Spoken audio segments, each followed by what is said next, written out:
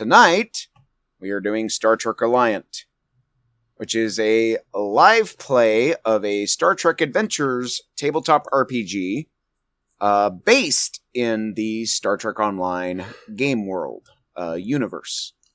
And tonight is my first go-round as the storyteller for the game. So buckle up, things are going to get weird and bumpy. But with that introduction out of the way, would everyone else like to introduce themselves? And we will start with our producer, Duncan.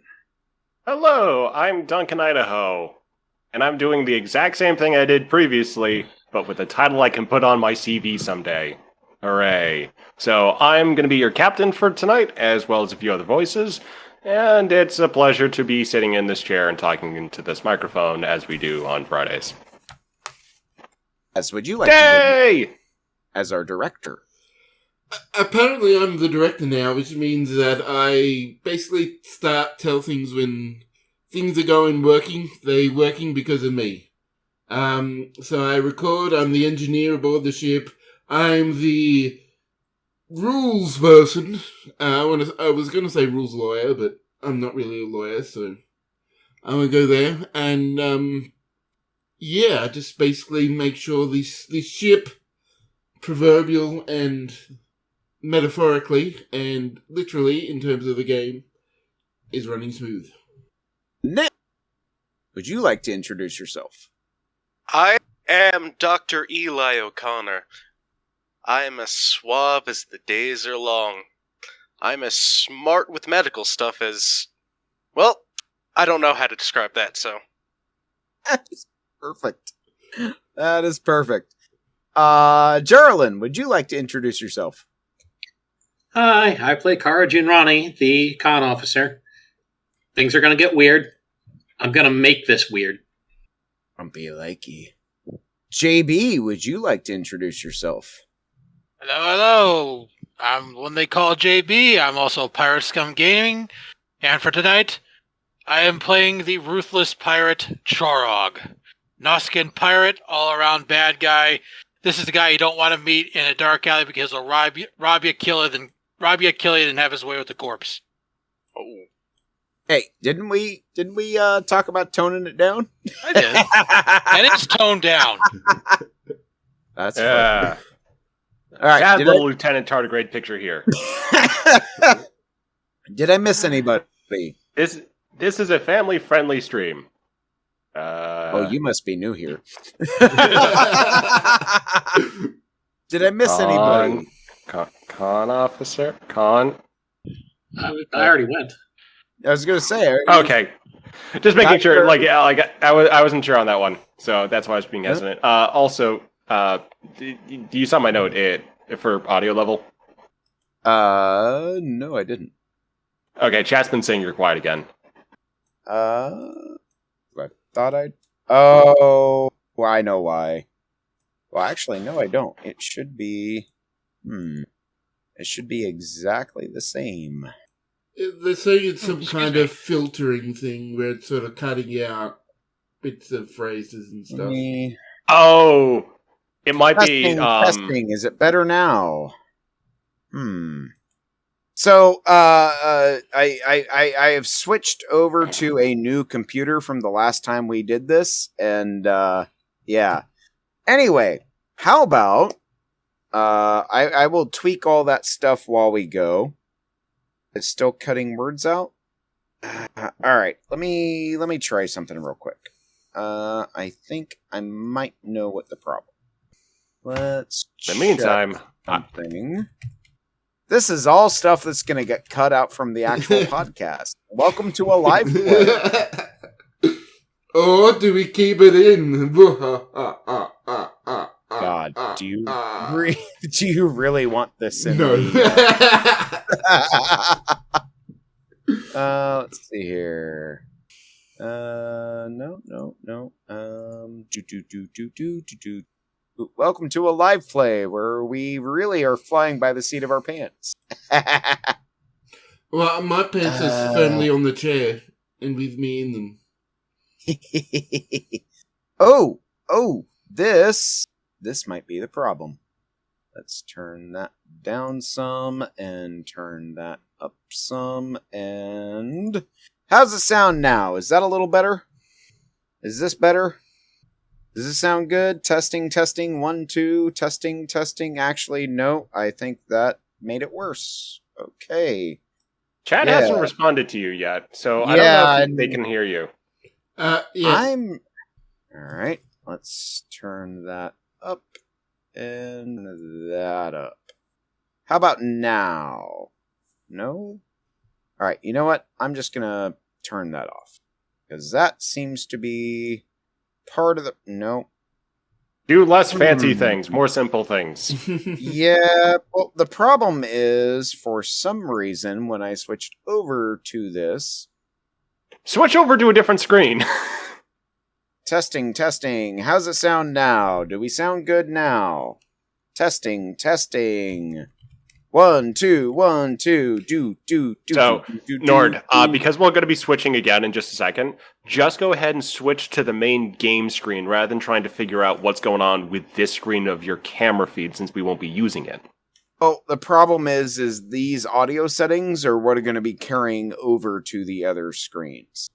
So I got to figure out what the issue is here so that I can know what to do whenever we go to the next screen. Because for some reason, and I don't know why, my normal settings that I do on my normal stream aren't working here.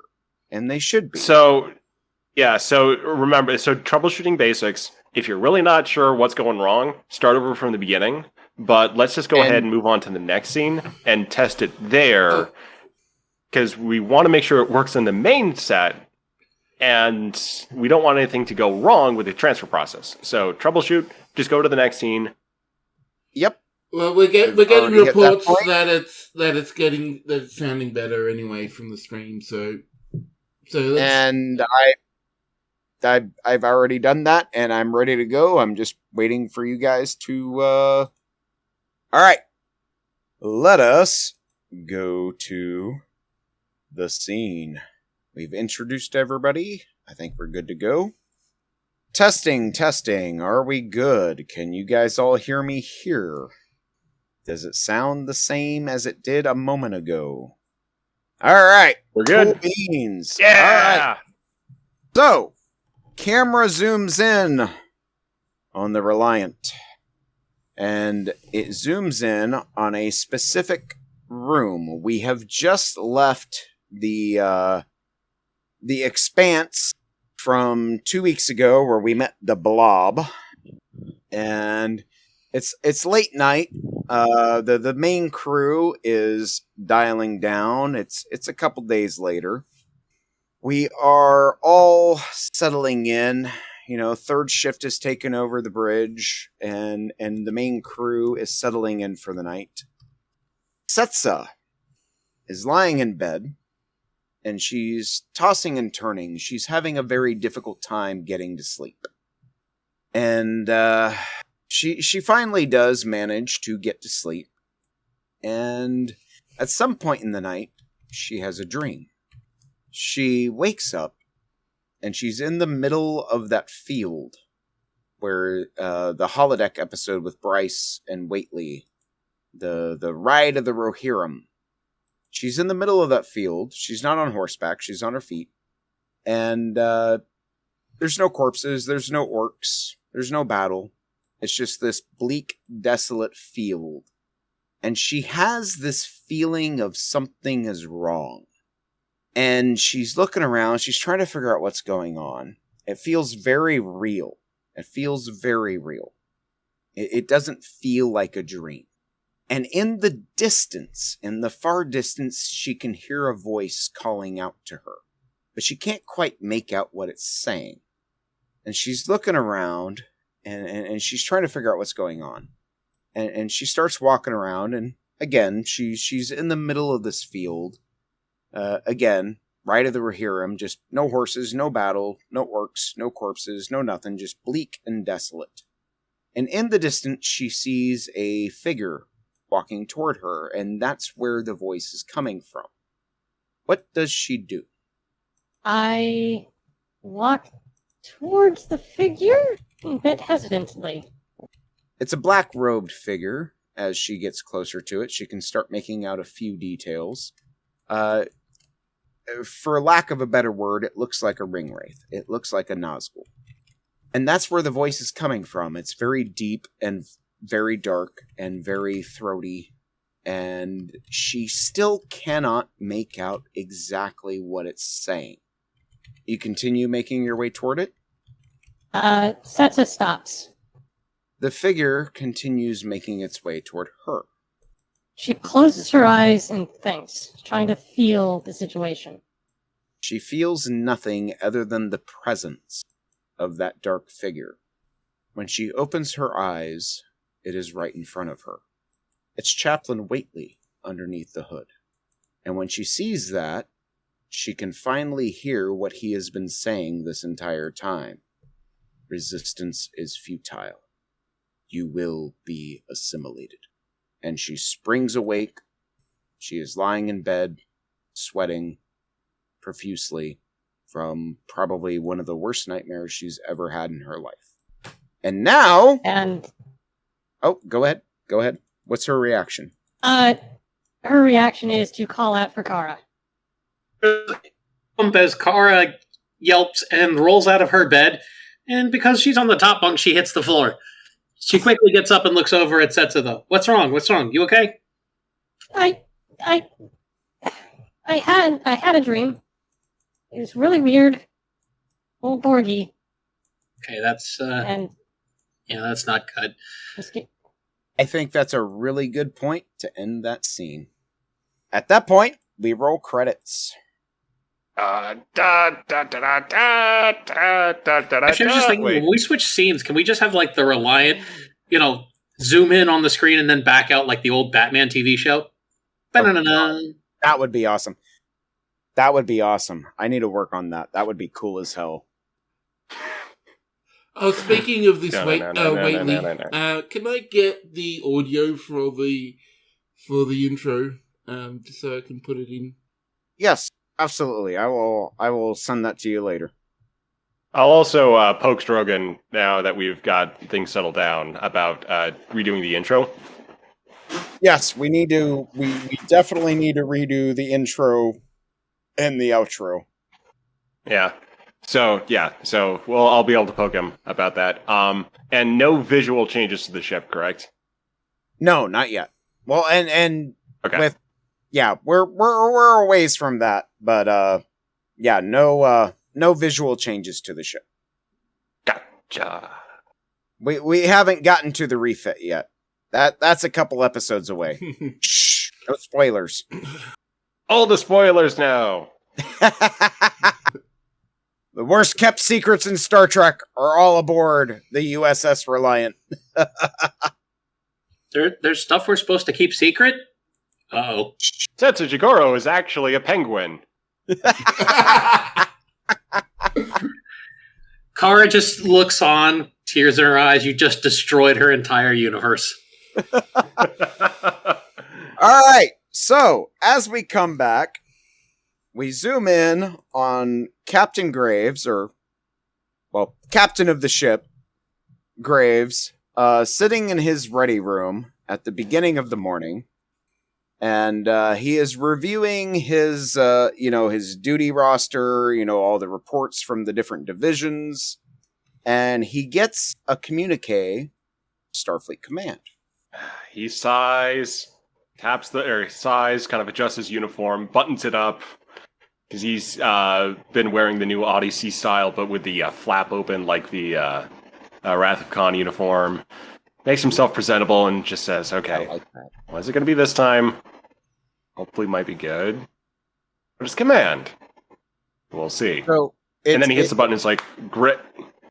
It's simply a text message. It's not a video feed or live or anything like that. It's simply basically a 25th century memo that basically states that the USS Reliant and her crew are to report to Starbase 614 for ship refit at your earliest and immediate convenience.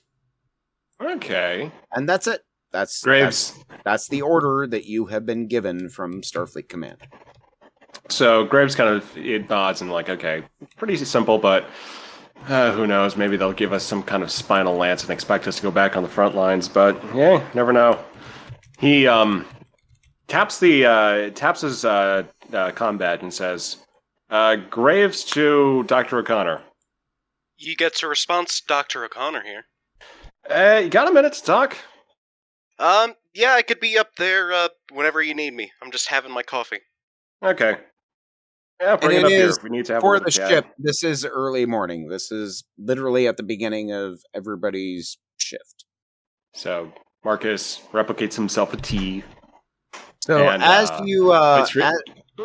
as Graves exits out of that memo and has that conversation with Dr. O'Connor, he notices there is a blinking message marked priority urgent. Here we go. He checks the message. It is from Quentin Reynolds and Alanis Kendra, your chief science officer and your first officer. He reads the message. To sum it up, it basically states that due to the birth of their child, they have elected to take a leave, a sabbatical, for maternity leave. They have when the ship was docked at Starbase Epsilon, they chose to take a carrier, a crew freighter, back home to take maternity leave. And they cleared it through Starfleet Command. Everything is copacetic. They have all the command codes. They are taking a leave of absence to raise their child back at home. And it has a little addendum from not Starfleet Command, but from your direct superior that you need to reorganize your chain of command aboard the ship. You are not being assigned new personnel. It is up to Captain Graves to reorganize and figure out the new chain of command. Graves' reaction is again another and before he does anything else, he types out a message to Quentin and Kendra saying, "Totally understand. Definitely not easy bringing up a kid and really introducing them to the universe in a place like we've been. And, to be honest, a place like we'll likely go again in the future. So, when you're ready, you got a place here, always or forever. And yeah, be seeing you around, hopefully back on Earth sometime in the relative near future." And then he then has the thought of like, oh, I saw this conversation with Eli, which he was expecting it just like a little bit of a check-in about facilities, making sure everything's set up with medical as things need to be. It's like, this just got a little bit more interesting. Yeah, I was going to say, about the time you finish typing up that message, you hear the little ding at your door.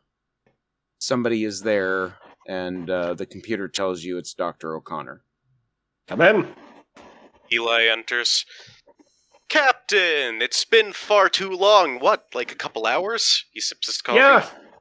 Yeah, pretty much. I just wanted to. I originally called you up here to have a little bit of a check-in about medical. Originally? I got a little bit of a message. Reynolds and Alanis are taking maternity leave. And Command is not authorizing us to take on any new personnel. And I don't want to do anything too major, because maternity leave, they'll be coming back once they, spend some time with their kid, take care of things like that. So, and he's sort of pausing, because it's sort of like he's getting into that sort of uncomfortable space of being that, like, he's struggling against the expectation that he should be a father figure in this situation, because he's the captain. He kind of defaults to, so basically I need to move someone up to first officer. I see. Who are you thinking? And you are the second officer of the ship. This is true. So we could turn that 2 into a 1 until Alanis comes back. I admit it seems tempting. I have my medical duties, but I do want this opportunity. Yeah, I mean, you have your own ship, Doctor. And Graves sort of smiles with that. Yes, but that was won through gambling. With cards, not Starfleet. Yeah, I mean, it's a good anecdote for someone who eventually becomes captain. At that point, O'Connor's comm badge chirps. Ged's voice comes through before Eli can even tap it. Eli, I need you down here. We got someone in labor. We need you to fix this. I'm not handled to do this. This is your job, not mine. The captain is currently talking to me right now. I'll just... Oh, yeah, bloody bastard. All right, do your job. I'll handle it. If he needs to be down there, we could speed things along. I mean, I think we can continue this conversation down there if you want. Oh, fine. I mean, I'm just checking reports right now, so I can certainly tag downstairs. I mean, if someone's in labor, I didn't know anyone else was pregnant on this ship. Neither did I. So Graves stands up with Eli, and they head out to the turbo lift. Captain, right. I'm just going to say, I accept as long as I can keep doing my medical stuff. So you don't have to worry about me, signing off on, quote-unquote, on fitness to be captain or in situations. I'm going to leave that duty to Ged. Okay. Yeah, it sounds good. And, I mean, to be honest, I mean, I technically had options, but especially, after what happened with the blob and just the counsel you're able to provide there, would like your opinion here, because I don't think anyone else right now could, really step up to what Kendra was able to provide for the crew. I'm no Kendra, but I shall do my best. Yeah, we all will. And the door opens, and they proceed through the hall to the sick bay. And what you guys see when you walk into the med bay is Ged freaking out because Eli knows this. Ged is not a fan of delivering children. You see, what's the rank? Not crewman. Chief. God damn it! What's ensign? Just petty officer. We'll just go with crewman. Crewman 3rd class, Futashari, is laid up on the bed, and everybody has known she has been pregnant, but it's just... Except Graves. No, he knew. It just slipped his mind.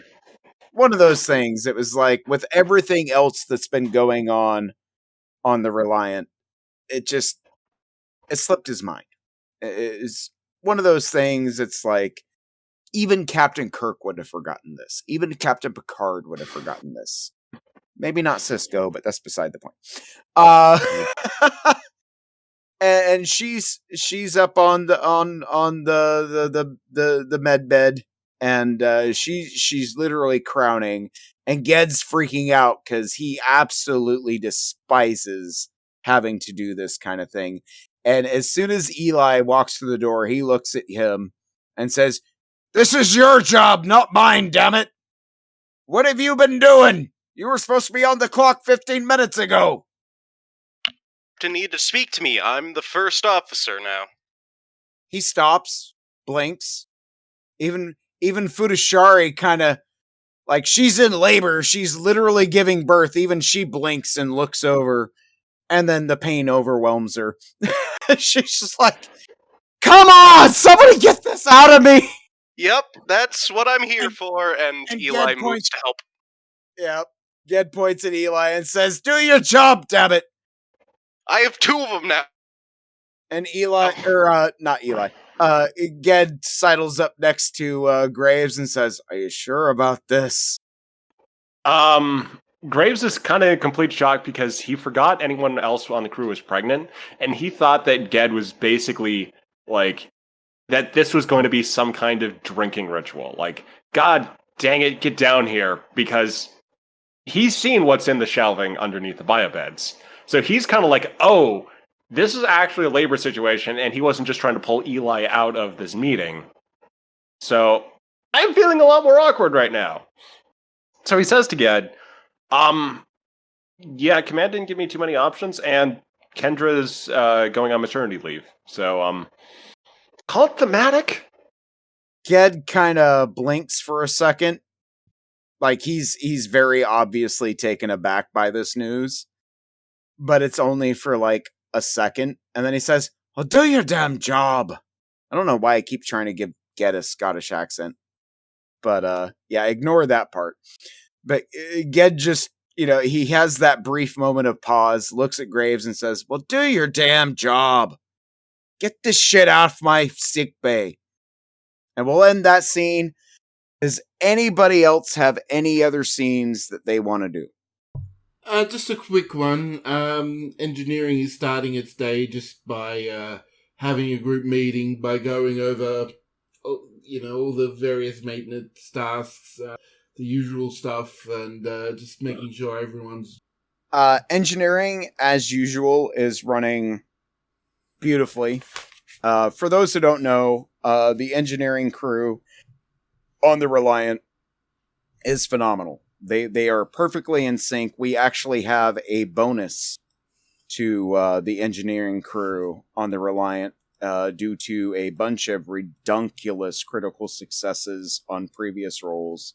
They basically, anytime engineering comes into play, they have an automatic success. Anytime engineering comes into play. So the engineering department on the Reliant is just, they're all really good friends. They all get along really well. They all speak the same language. And I don't mean that literally. I just mean like they all get the same jokes. It's just perfect synchronicity when it comes to the engineering crew. And Rick Tier is the guy in charge of that. And he's like the best boss anybody could ever have. So when Rick goes down, everything's exactly how you left it the night before. Nobody has any complaints. Like there might be a couple petty squabbles, some signatures you have to give just to get stuff out of your hair, so to speak. But yeah, there's no issues. Everything is great. Except there is one crewman that you picked up at Starbase Epsilon who has been pretty quiet. And somebody give me a name. Doesn't matter. Somebody give me a name. Wilkins. All right. Crewman Wilkins has a complaint. And they don't come directly to Rick Tier. It's like a pad, a memo on Rick Tier's pad when he gets down to his desk and starts, reviewing all the orders for the day and everything. And he sees this complaint. And it's this petty minor thing like, I really wish engineering was 2 degrees cooler. Like, that's it. That's it. That's the worst thing Rick Tier has to deal with for the day. Is this crewman that you just picked up really wished the engineering bay that they work in was 2 degrees cooler.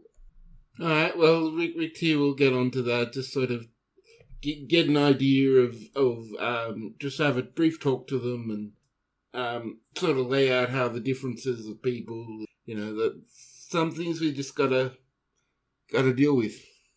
We are about to have our first roll of the game. Are we ready? Do it. Wait, wrong folder. Where's the drive? I did have my character sheet open, but I don't know where it went. Yeah, I had the drive open and it suddenly disappeared. Alright, so I've got my sheet open, so if you need to do a roll. Give me a second. Alright, here we go. Give me a presence plus command roll. Difficulty 10. No complications. How many successes do I need? Just one. Just one? Okay. Then it's one difficulty. Then difficulty would be 10 successes. Okay. Alright, so presence is 10, command is 4, so that's 14. And that's 2 successes. On the wrong chat. 2 successes. Alright. So not only do you succeed in telling this new crewman off for being it's not telling off so much. It's just sort of saying, well, these are all the things that other people have to deal with. This is, a very diverse crew. There are just, there's nothing that can be done about it, and it's not really an issue that should be. And since you got one more success than you needed, that earns a point of momentum. It goes as swimmingly as possible. Like this crewman is very obstinate and trying to be difficult, trying to be a thorn in your side, and you handle it swimmingly. And the crewman literally walks away awestruck, like, wow, this is the best supervisor in Starfleet I've ever had. And I don't want to use the term fall in line, but that's the best term I can use. Like, they walk out of your office just like gung-ho, ready to go, do their job, no complaints, they are happy, even though their complaint was not actually addressed, because they understand why their complaint was irrelevant. If that makes sense. Yeah, they understand why it couldn't be addressed. Exactly. Was there anything else Richter wanted to do? No, just sort of making sure that things are running smoothly, everyone's on the same page and eager and ready to go for a day on the job. Like I said, the engineering department of the Reliant is a well-oiled machine, and Richter is a big part of the reason. Does anybody else have a scene they want to do before we continue to the next part? I got one, if you don't mind. Go ahead. So, Club 42, still early morning. Kara sits across the table from Setsa Jigoro, looking over at her. Kara has some slight dark circles under her eyes. You sure you're going to be okay? It's been a long time since you've had a nightmare like that. I think they'll be fine. I mean, it's just a nightmare. I mean, my brain's processing a whole lot, and trying not to think about back then, but still something I've got to deal with. Kara nods. She thinks back to, the times that Setsa has woken up screaming in the past, and sighs again. She looks off to the side. Maybe you should go talk to Graves about it. Maybe he's got something that might be able to help you. Maybe you'll feel better. And she's looking, pretty, kind of, not embarrassed, but just sort of like I've been hard talking to him.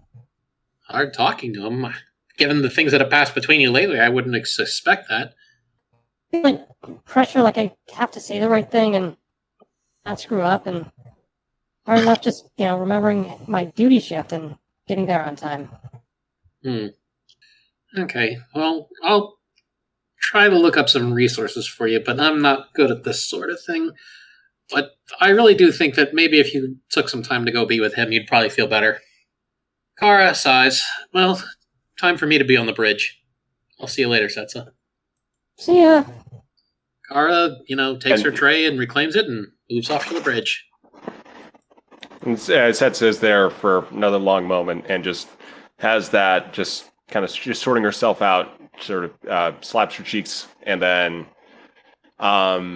heads over to the science labs. Before Setsa leaves, Grimnir wanders over. It's early morning. Most of the Club 42 crowd aren't there yet, or not crowd, but workers. The servers, all that. It is basically just Grimnir in the morning. He wanders over, starts picking up the trays from the table, and he looks down at Setsa and says, "Oi, why the long face, lass? What the hell's wrong with you?" Setsa looks up and just kind of has that very simple reaction and just says, "Oh, you're a very large man." "Hey, and the ship's made of deuterium. What's your point?" Sorry, just not great self-control. Neither I. You still ain't made your point yet. About long face? Aye. I? I believe Federation standard I means yes. Aye. Aye. And she makes a mental, a very sort of pointed mental note in her sort of translation list for Starfleetisms to Ibby, and says, I believe the expression means I look sad or pensive, and I'm just. He nods very heavily. And she just defaults to honesty at this point, and says, "I've just had a bad dream, and someone I talked to, I'm having trouble talking to him. I think I'm doing something wrong with Kara, and things are just hard." Grimnir sets down everything he has in his hands, and he sits down across the table from Kara. Of course, even sitting, he still towers over her, but he kind of hunches down, and it's, kind of obvious he's trying to shrink down his size and try to get on her level. And he steeples his hands underneath his chin, underneath that big bushy beard he has, and he makes eye contact with her, and he says, "Yes, have you tried talking to anyone? Doesn't matter who, it doesn't have to be the captain, it doesn't have to be the chaplain. Someone." Not really. I mean, a little bit with the chaplain and a little bit with Graves, but that was, kind of at first, and since we had that battle at Lapadas, then camping, it's just, we're trying, but it's just a lot of past. Things have been hard. I know. I was out of work during all that. Imagine being me. Poor little old me, hunkered down in my quarters, thinking I was gonna get kicked off the ship during all that. Unable to do a goddamned thing. And he's giving her this steely-eyed gaze while he says this. Now you got to go out there. You got to be a part of it. You got to do something. You got to take action. I mean, with the blob, but in the battle, I was stuck in my quarters and in my bunk, hoping the ship didn't explode. He kind of raises his eyebrow, kind of a surprised look on his face, and he says, All right. I get what you're saying. It's my first week on the job. Is it, though? Is it really? No, I mean, I was doing a field research project at the colony where the Borg attacked Vega. But, I just felt like more school. I mean, there's been that disconnect, and, I've learned stuff about myself since, and it's hard to feel that there's continuity. To get in touch with the old me, just to be happy. You know what I think you need? And pardon me for saying this. I don't know you very well. But just watching you, seeing my name's you Setsa. around here. Setsa. He offers his, big meaty hand for a handshake. And Setsa returns it and just sort of has this look of like, wait a minute. And she says, "Were you the one with the sheep?" He's like, you know what you need? Ah, yes. Yes. Bill, get over here. And the sheep wanders over, and she baws a little bit and nuzzles up next to Grimnir's knee, and she looks up at Setsa with a fair bit of familiarity, but she sticks by Grimnir. He says, I was there. I don't remember you now. I forgot you. That's all right. We all go through things, and we forget things, and we go through things we don't remember. And that's what I'm trying to tell you. Sometimes we go through things, and sometimes they're worth forgetting. And he's given that stern, knowing look when he says that. And Setsa is only thinking about her time, what she learned about herself at IFAR at the time, and just sort of files that into just sort of the same bucket and just says, I mean, just trying to get back to that simplicity. He slaps his hand down on the table. What's that? She also pets Mule.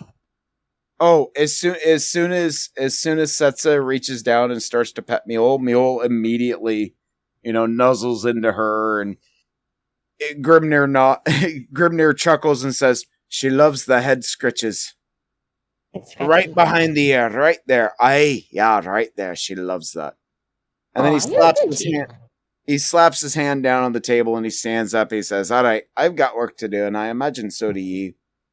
Yeah. Have a good one. But don't forget what I said. Some things are worth forgetting."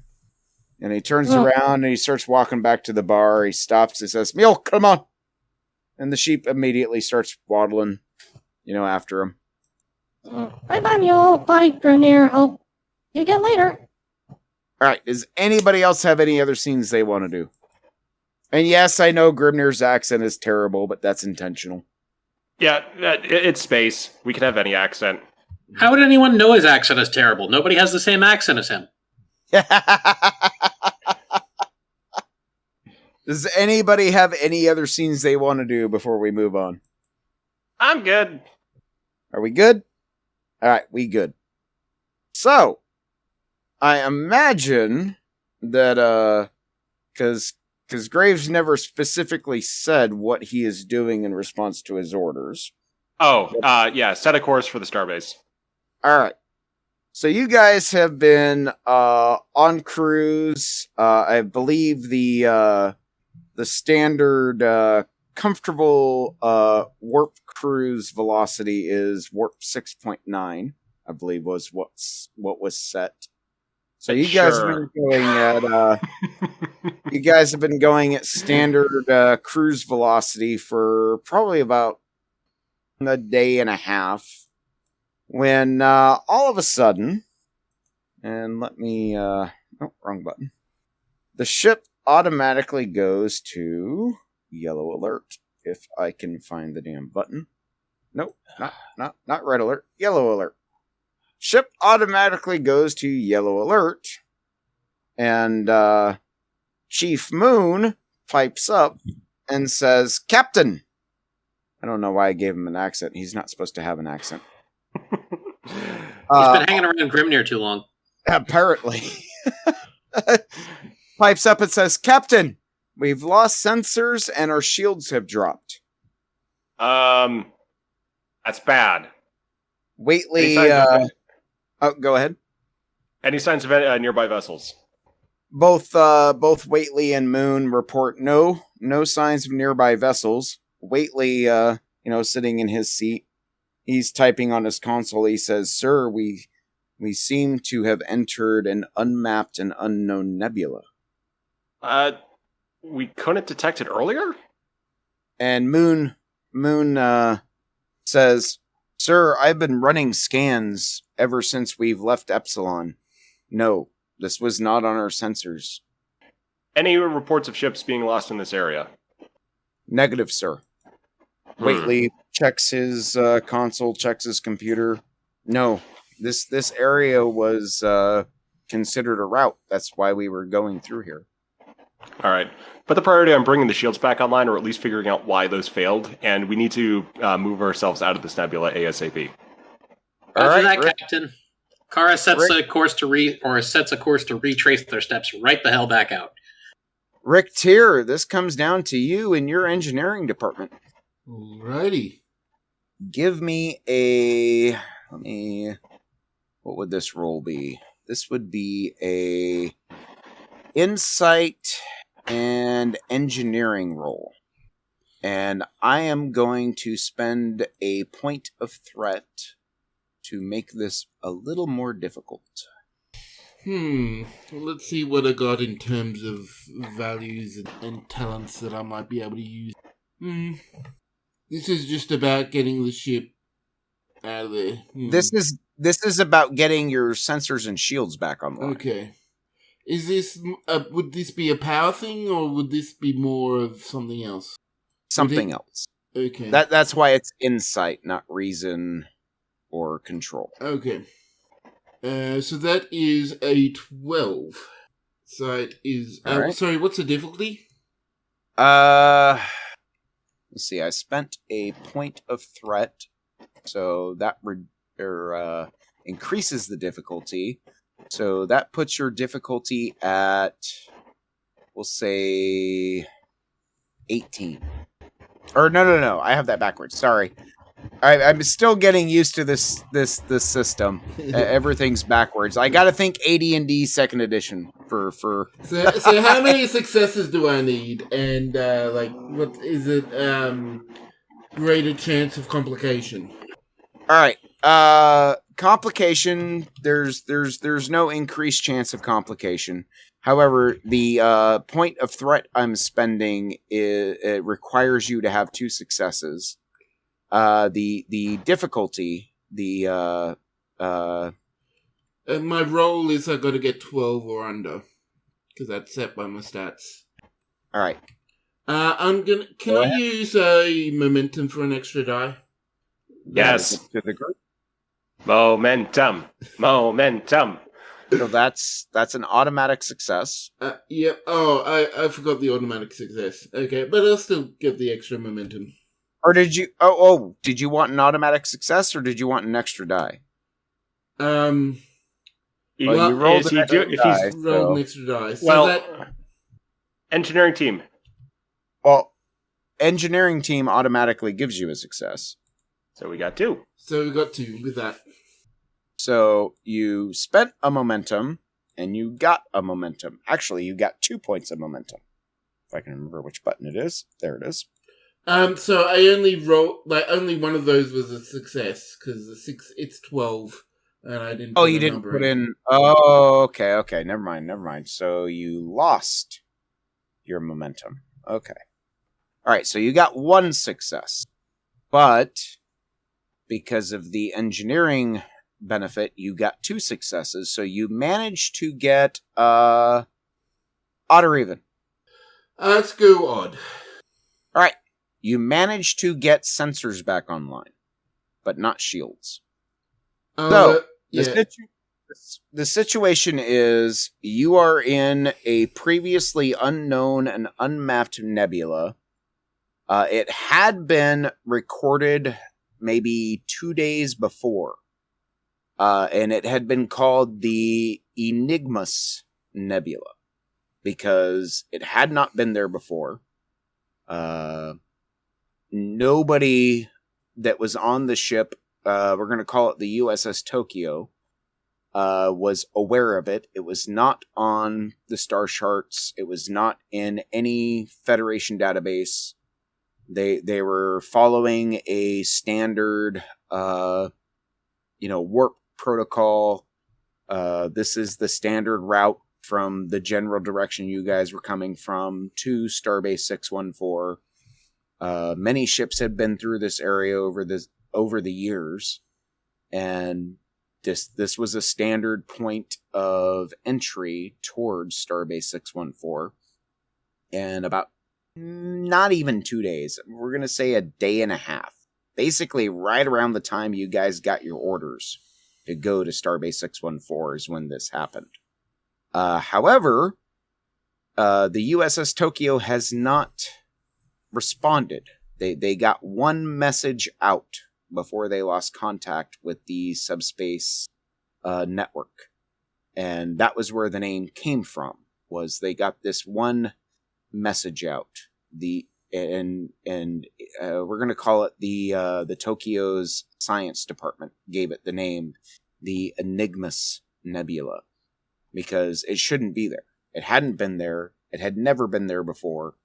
For decades. And all of a sudden there was this weird nebula that caused issues with starship systems. And that is what you are now caught in. Your engines are basically at half. Your shields are offline. Your sensors would be offline, or at least your long and mid-range sensors would be offline. However, your engineering department is very, very good at what they do, and they manage to get your sensors back online. You are detecting signs of 2 different starships within the nebula. Well, that would be whoever's running. And up to the captain to give us orders about it. Captain needs to be told first. So, Captain, assuming he's told by Kara that that those two ships are detected. Okay, because I was about to say, Kara's got no sensor control. I've got weapons in flight. That's it. Okay, so Moon or Sizik?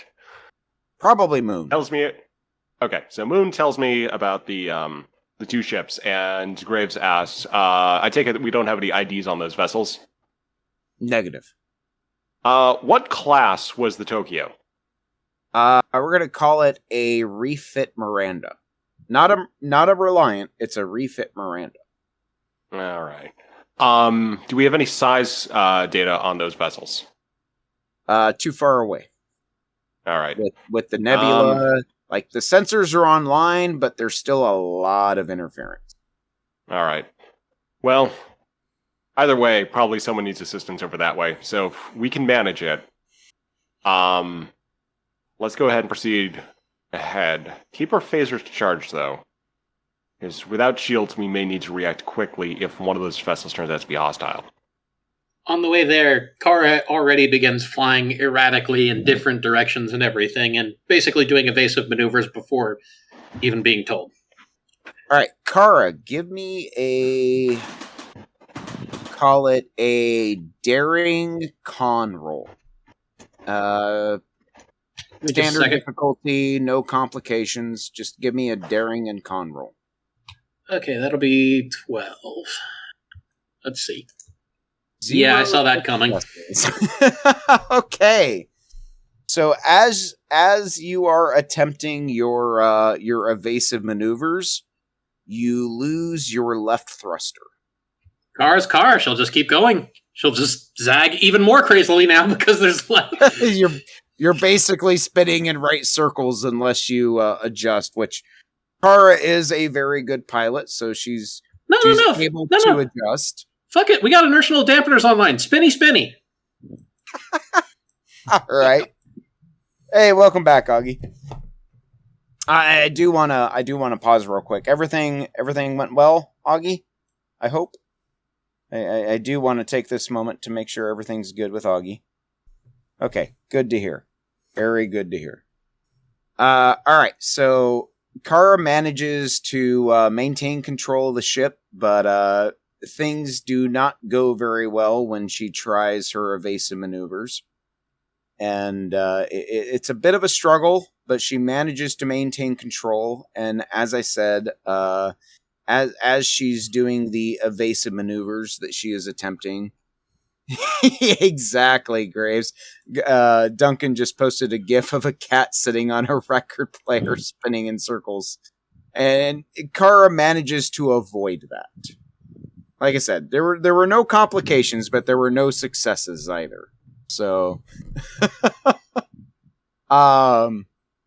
so it's a matter of she's trying to do these evasive maneuvers, and then the left impulse engine goes out, and she's like, oh shit. And so now she's having to compensate for that. But the Reliant starts to approach the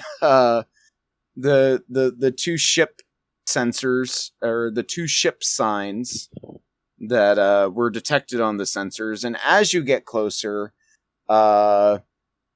Moon reports, sir, these are KDF ships.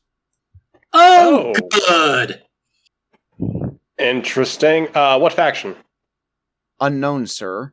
And at this point, Chorog, your ship, despite the fact your engines, or your impulse engines, are disabled, your thrusters are still online, your shields are down, your weapons are online, your long-range sensors are down, but on short-range sensors, your operations officer tells you that there is a Federation ship fast approaching. You have been stuck in this nebula for about a day and a half, along with your admiral, and communications have been very spotty. And the theory that you guys have had is you were approaching a Federation starbase to do a raid when you entered this nebula. And the first thought you have is that this ship is from that starbase. And this ship is responsible for you being caught in this nebula. Helm, take evasive maneuvers. First, these Federation scum. They disable us in this nebula. Now they come to finish us off. Like hell they will. So your crew tries very hard to take evasive maneuvers. But as I said, you were down to literally just thrusters.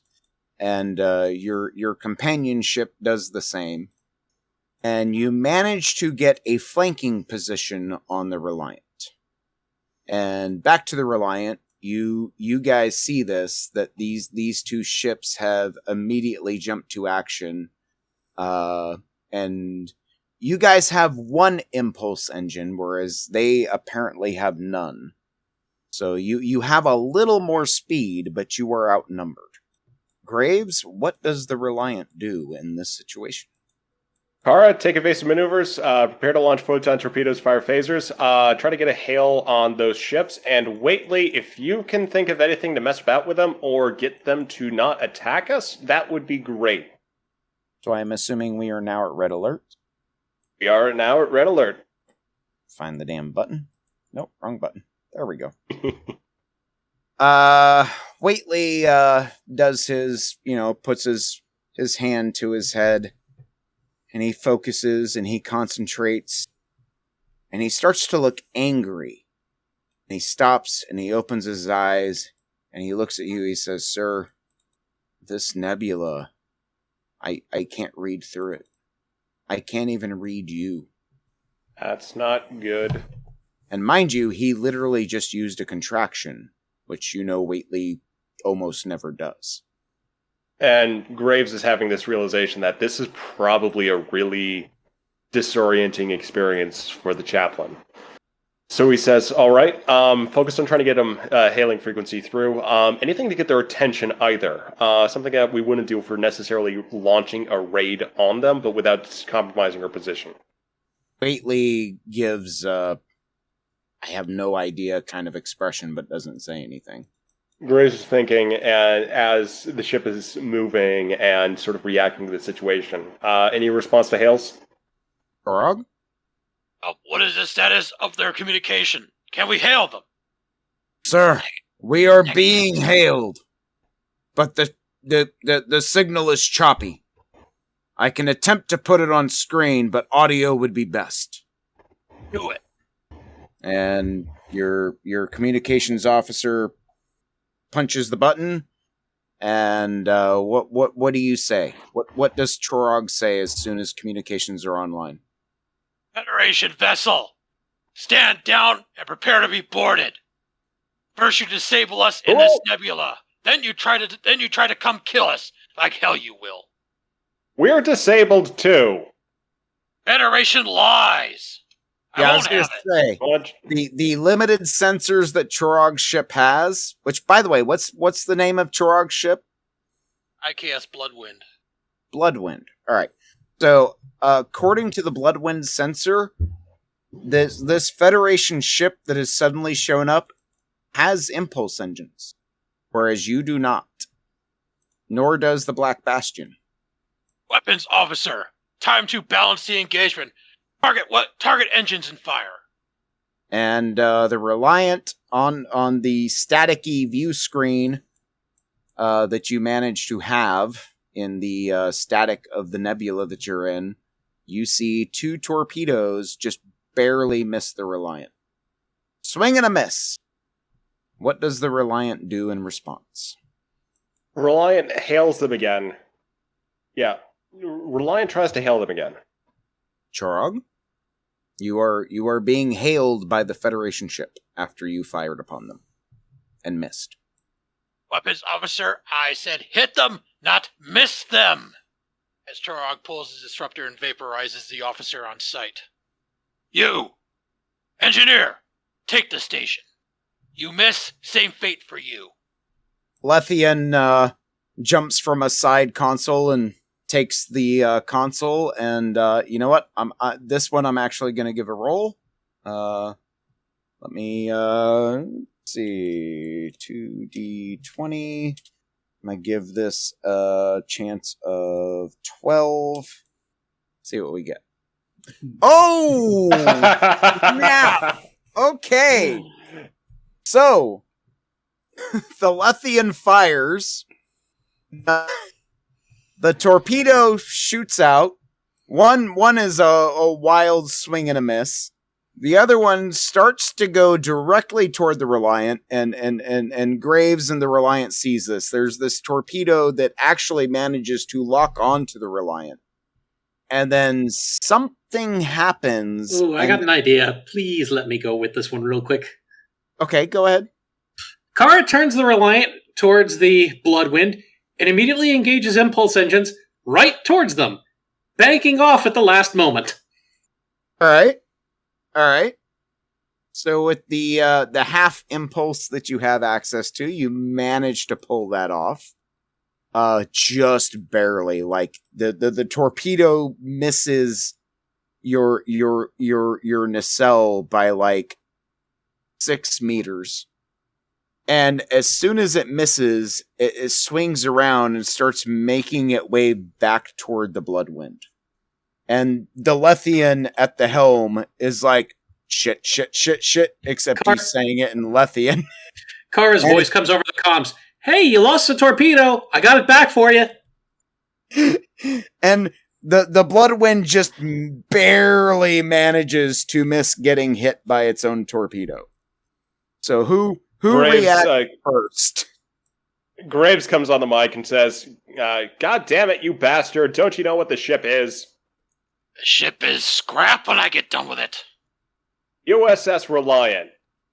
We helped take the Karat system from the Borg. We held our ground at Lapatis against the Orions. Be playing nice with the Empire.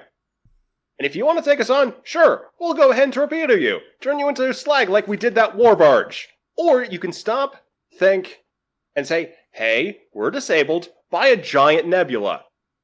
Maybe we can work with other ships that are also in that same nebula. If I wanted you dead, I wouldn't be talking with you right now. I don't work for Federation scum. You're working for yourself. You know, sir, we've got impulse. We can just leave and maybe a few days will improve his mood. Chorog, yeah, maybe we can do that. Chorog, you get an emergency communication from your commanding officer on your console. In the nicest way I can say it, it basically says, play nice with them. Your will be done, my lord. Federation, cut your engines, disarm your weapons, and I'll disarm my weapons. Maybe we can figure out a way out of this mess. Radio. Glad to hear it. Graves gives the order. Kara accepts the order and stops the ship as best she's able. Spin. Spin. There's still some rotational torque. As you guys come to a halt, and you guys are within, close sensor range, Chorog had detected this probably 12 hours ago, but it didn't matter to him. The Reliant now picks this up, and Moon pipes up and says, sir, I know this is not particularly relevant to the situation we're in right now. I just got readings from the Tokyo. Oh. What kind of readings?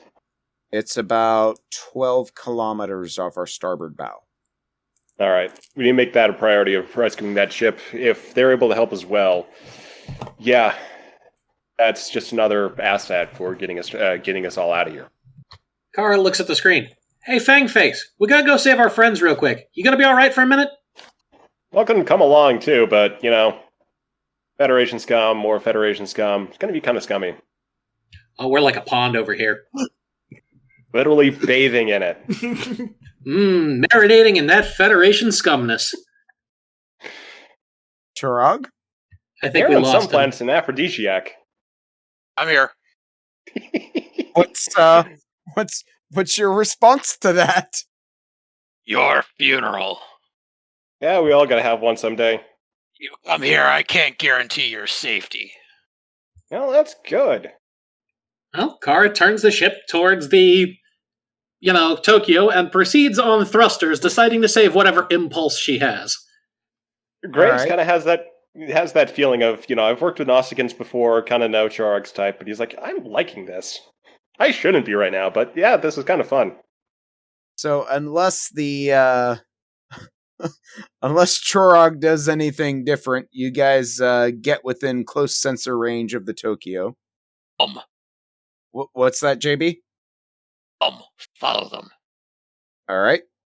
So the I'm sorry, what was the name of the ship again? Windrose? Bloodwind. Bloodwind. That's right. So the Bloodwind is following very close behind, since you guys are just at thrusters. You get within close sensor range of the Tokyo. The Tokyo is dead in the water. All power offline, no life signs. Like, the ship is fully intact, but again, no power, no life support, no life signs. The ship is completely dead in the water. And there was a record of them sending a communique a day and a half ago. All right. Based on the time between last communication and the ship's current status, I'd say we don't have a whole lot of time to get out of here. Nope, we need to make that a priority. Anything we can pull remotely from the Tokyo's computer logs. Actually, does our tractor beam still work? Negative. Tractor beams are offline. And no, you cannot pull anything from the computer system because, again, no power. All right, here's what I propose. Let's get a quick salvage team together. They'll go over, cut open the computer core, grab it, and then we'll leave with that. We should be able to figure out a way to get the data off it sooner or later. Bloodwind to Reliant. Reliant here. Don't try using tractor beams, they're useless. We have grappling hooks. We will steady the ship. That's a good option.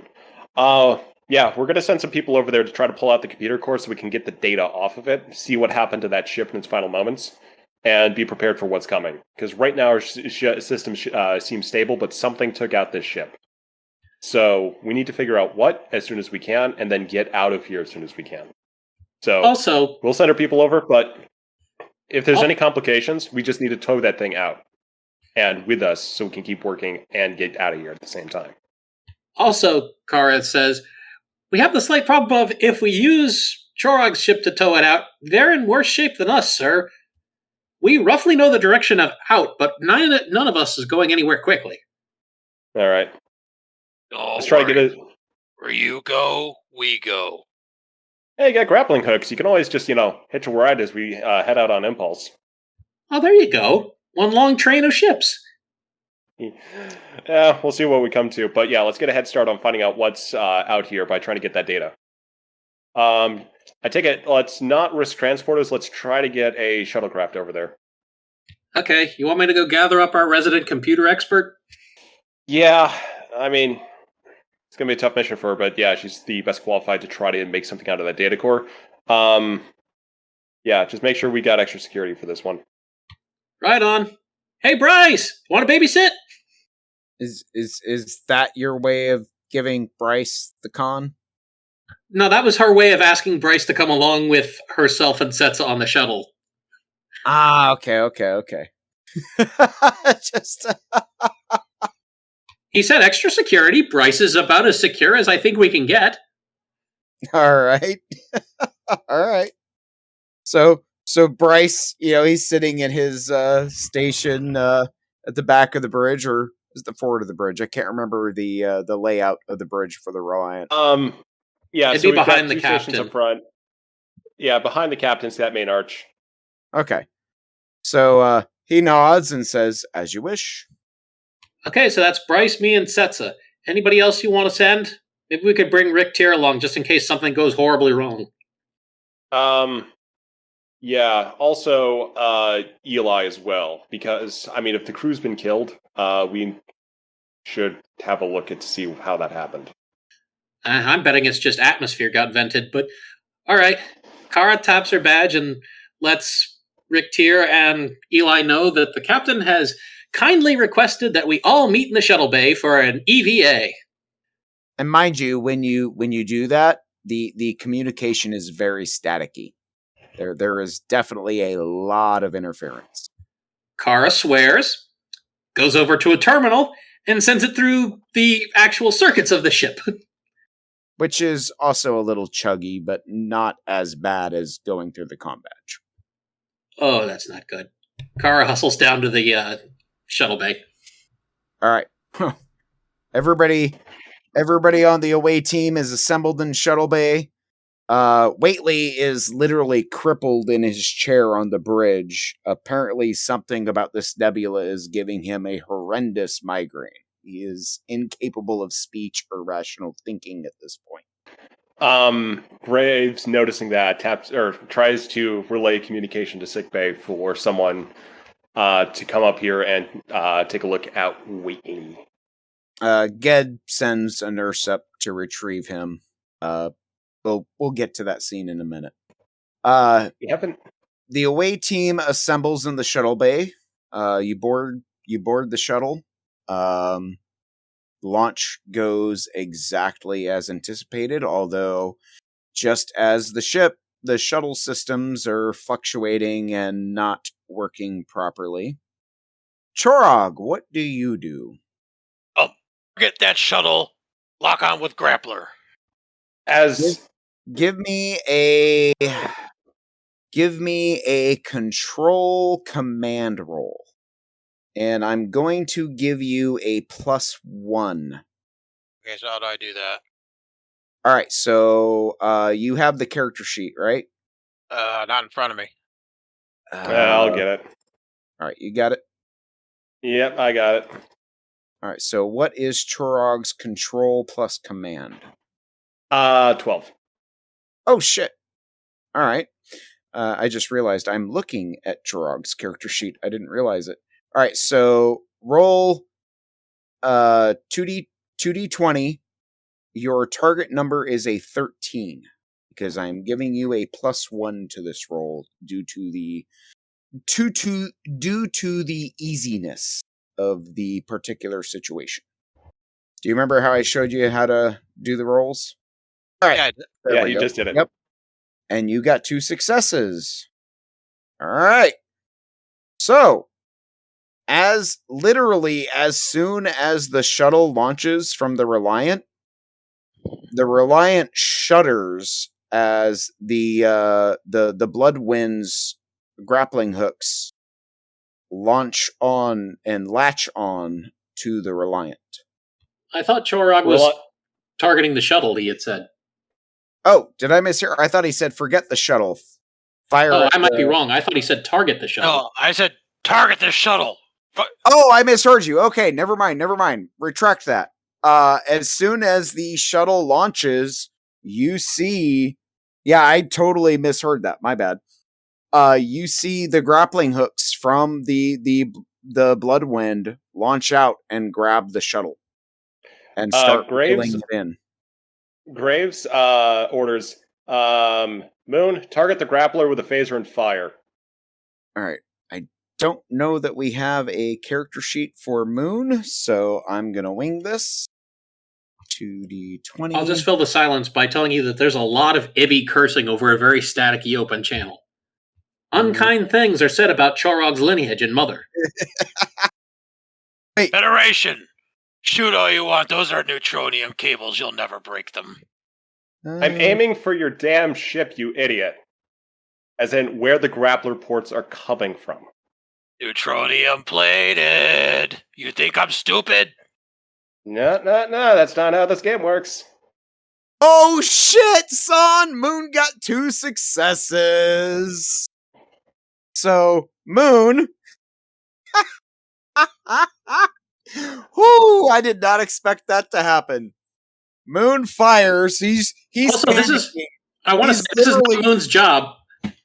He's literally sweating at the console because this is his first time in this kind of situation. And he's just like, from an outside perspective, it looks like he's just randomly pushing buttons and hoping it works. And maybe for all we know, that's actually what happened. but he hits the button, and those phasers hit the cable literally and they detach. Graves comes on the comms and says, Also, you guys get a point of momentum. Woot. So Graves comes on the comms again and is like, you try anything like that again, I'm torpedoing your bridge. This is not a situation where we can be messing with each other like this. I've got a very cool man on board named Civic who will explain to you exactly how we will dissect your pivot parts if you try that again. Don't As threaten you me with say a good that, time, Federation. hold on. As you were saying, don't threaten me with a good time, so to speak, Graves. Moon says, sir, there is a ship decloaking. We are flanked. And that other ship that everyone had forgotten about is staring down at you less than a kilometer away. And their weapons are charged. And another voice comes over the comms and says, Federation vessel.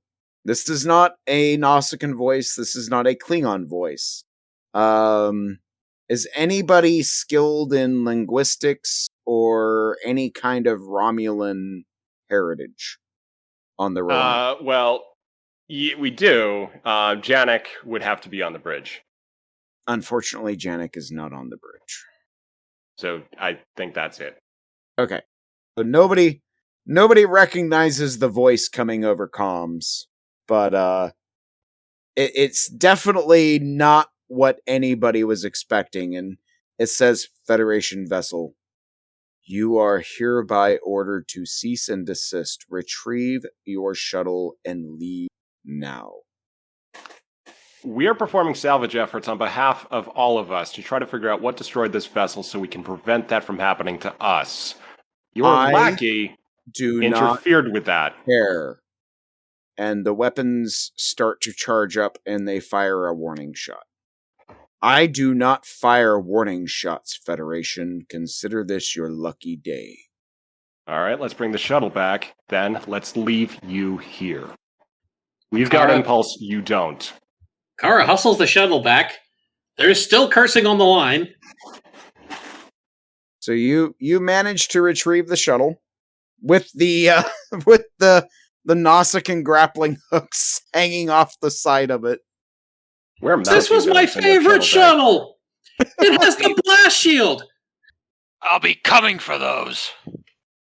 Yeah, sure you will, buddy. Once we take it off, you could hang it up in your quarters. Yeah, pretty much. Kara's weeping on the shuttle. My poor baby, what have they done to you? We'll fix her. She'll be back better than ever. All right, I think that's a really good point to take a break. Does anybody disagree? Nope. Nope. All right, 9 o'clock. So been going for a while. Yep.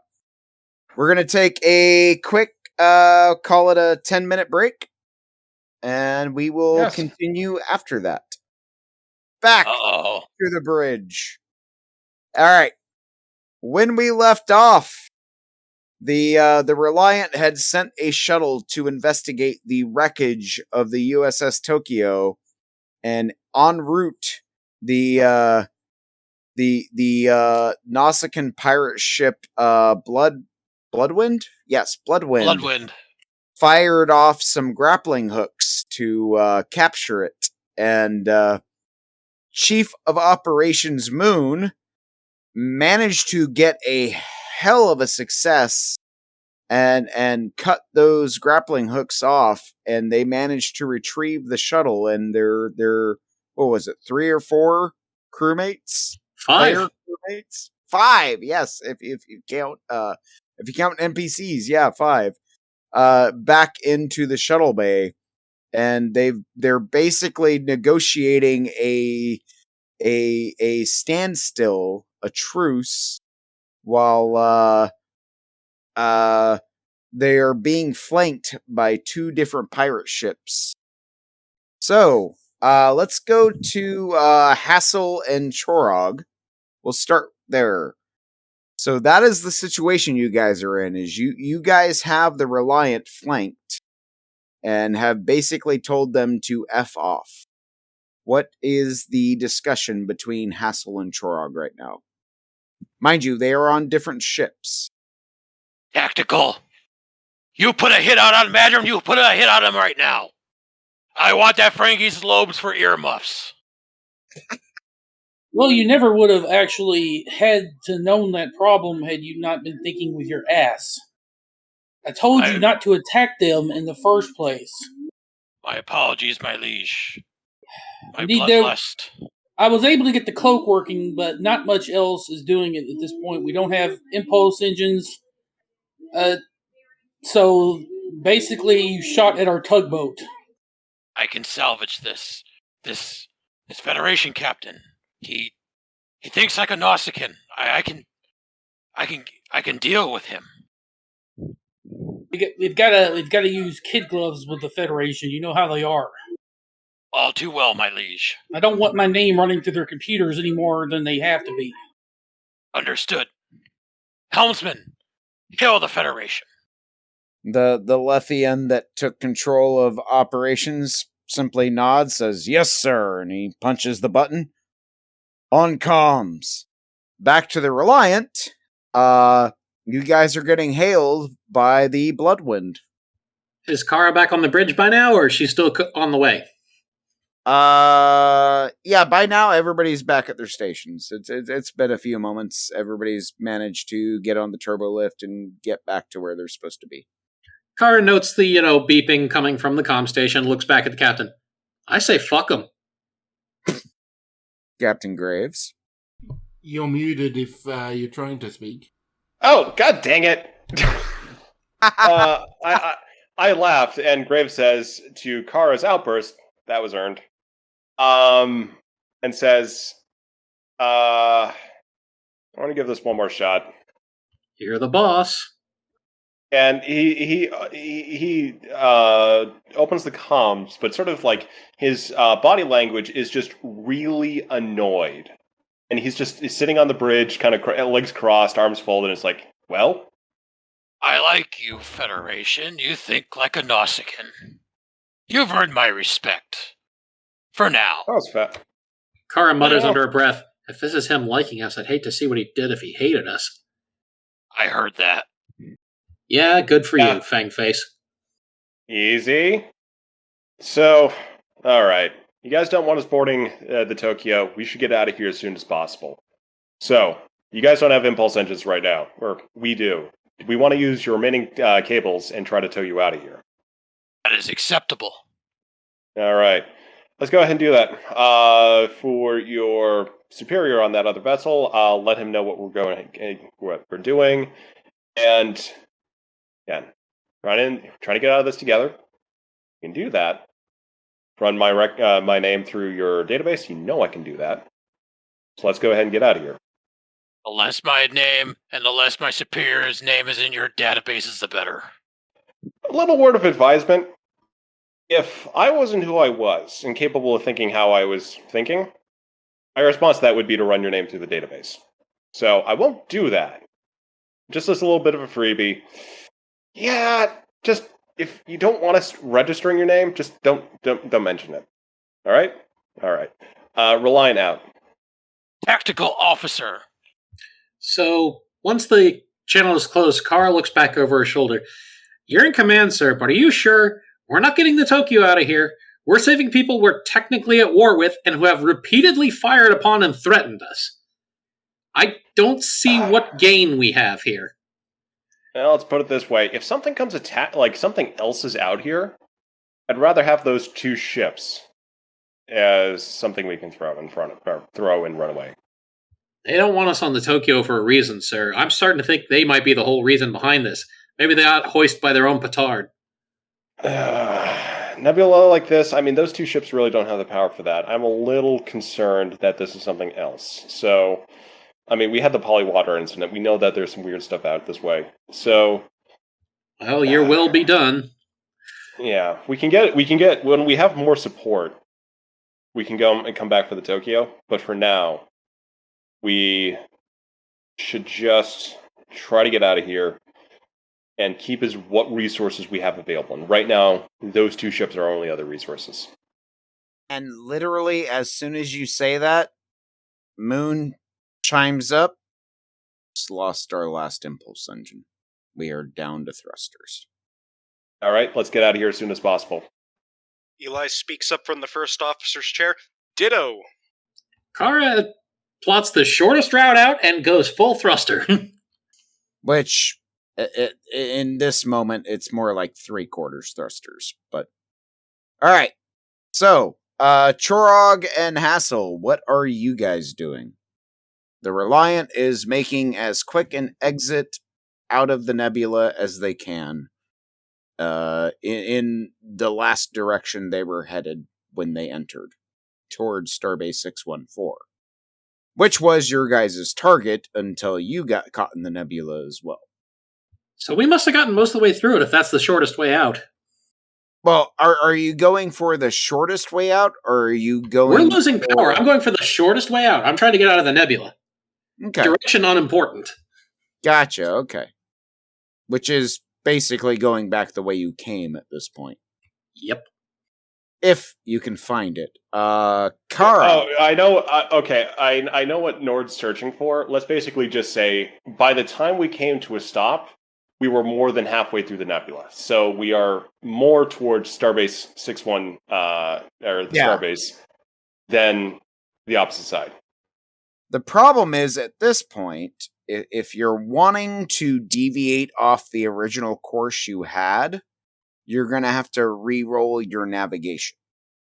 Duncan is absolutely correct. By the time you got to the encounter with the 2 ships and the Tokyo, you were basically halfway through the nebula. However, because long-range sensors are offline, computers are fritzing out, in order to find a shorter way out, you're going to have to make a roll. If you don't want to have to make a roll, you can continue on your plotted course, because that is still on your system. Kara's really good at astronavigation. I'm going to try to find a shorter course out. All right. Give me a reason plus con roll. And I am going to spend... Also, my astrometrics and navigation focus should apply. All right. I am going to spend 2 points of threat for this roll. Because at this point, your systems are crippled. Like, absolutely crippled. 2 successes. You guys gain a point of momentum. And actually, that was... I'm even going to give JB and Augie a point of momentum for that. So they have 2 points of momentum. Kara is very good at what she does. Exactly. So you find the quickest, easiest way out of the nebula. Hassel and Chorog, are you following? As well as we can. All right. Helm. Well, you guys are basically running at the same speed at this point. Whatever this nebula is doing, it is getting worse. Let me put it this way. The Bloodwind and the Black Bastion are basically struggling to keep life support on, much less anything else. Like, you guys, the situation is getting worse every hour you spend in this nebula. The minute you said that, I heard the situation is critical. I think that's the 3rd time that joke has been made. All right. So you guys managed to limp your way out of the nebula. Takes about probably 3 hours to get there. And by the time you get out of the nebula, basically every system but life support is offline. And for Hassel and Chorog, it is literally a fight for life or death to keep life support online. What were you going to say, Duncan? There was something I could have done for a roll to try to stabilize systems, but no. Keep going. All right. So, you guys get out of the nebula. All your systems are still offline. They're not magically coming back online, but you're out of the nebula, and I'm not even going to make it a roll. All of your guys' engineers, Rick Tier, you're probably the first one to notice this. We are no longer being inundated by whatever was causing the system failure.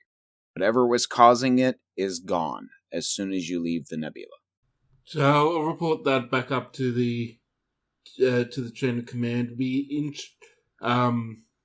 Perhaps something in the nebula itself is causing it, or part of the nebula's makeup. I don't know if it's artificial or a part of the nebula. When Marcus gets that report, he kind of has this little thought of like, God, he wishes Quentin was there to kind of make sense of this. But he's like, okay, gotta fall back. Who do I have? Whately's kind of out of it.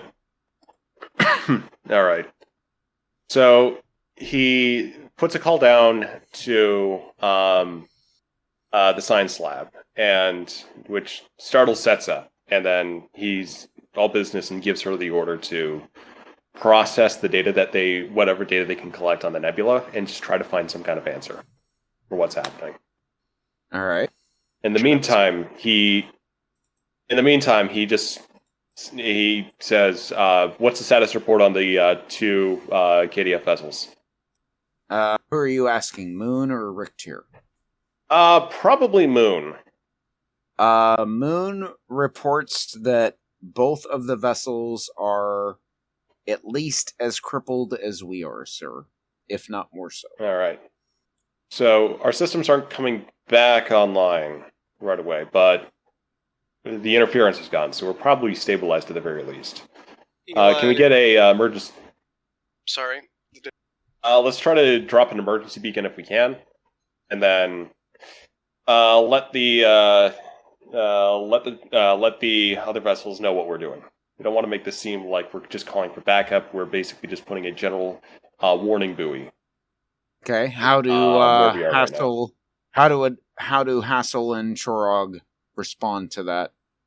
They basically get not a hail, but they get a text message, so to speak, that the Reliant is dropping an emergency warning buoy that there is a dangerous nebula right here that does not show up on sensors until you get into it.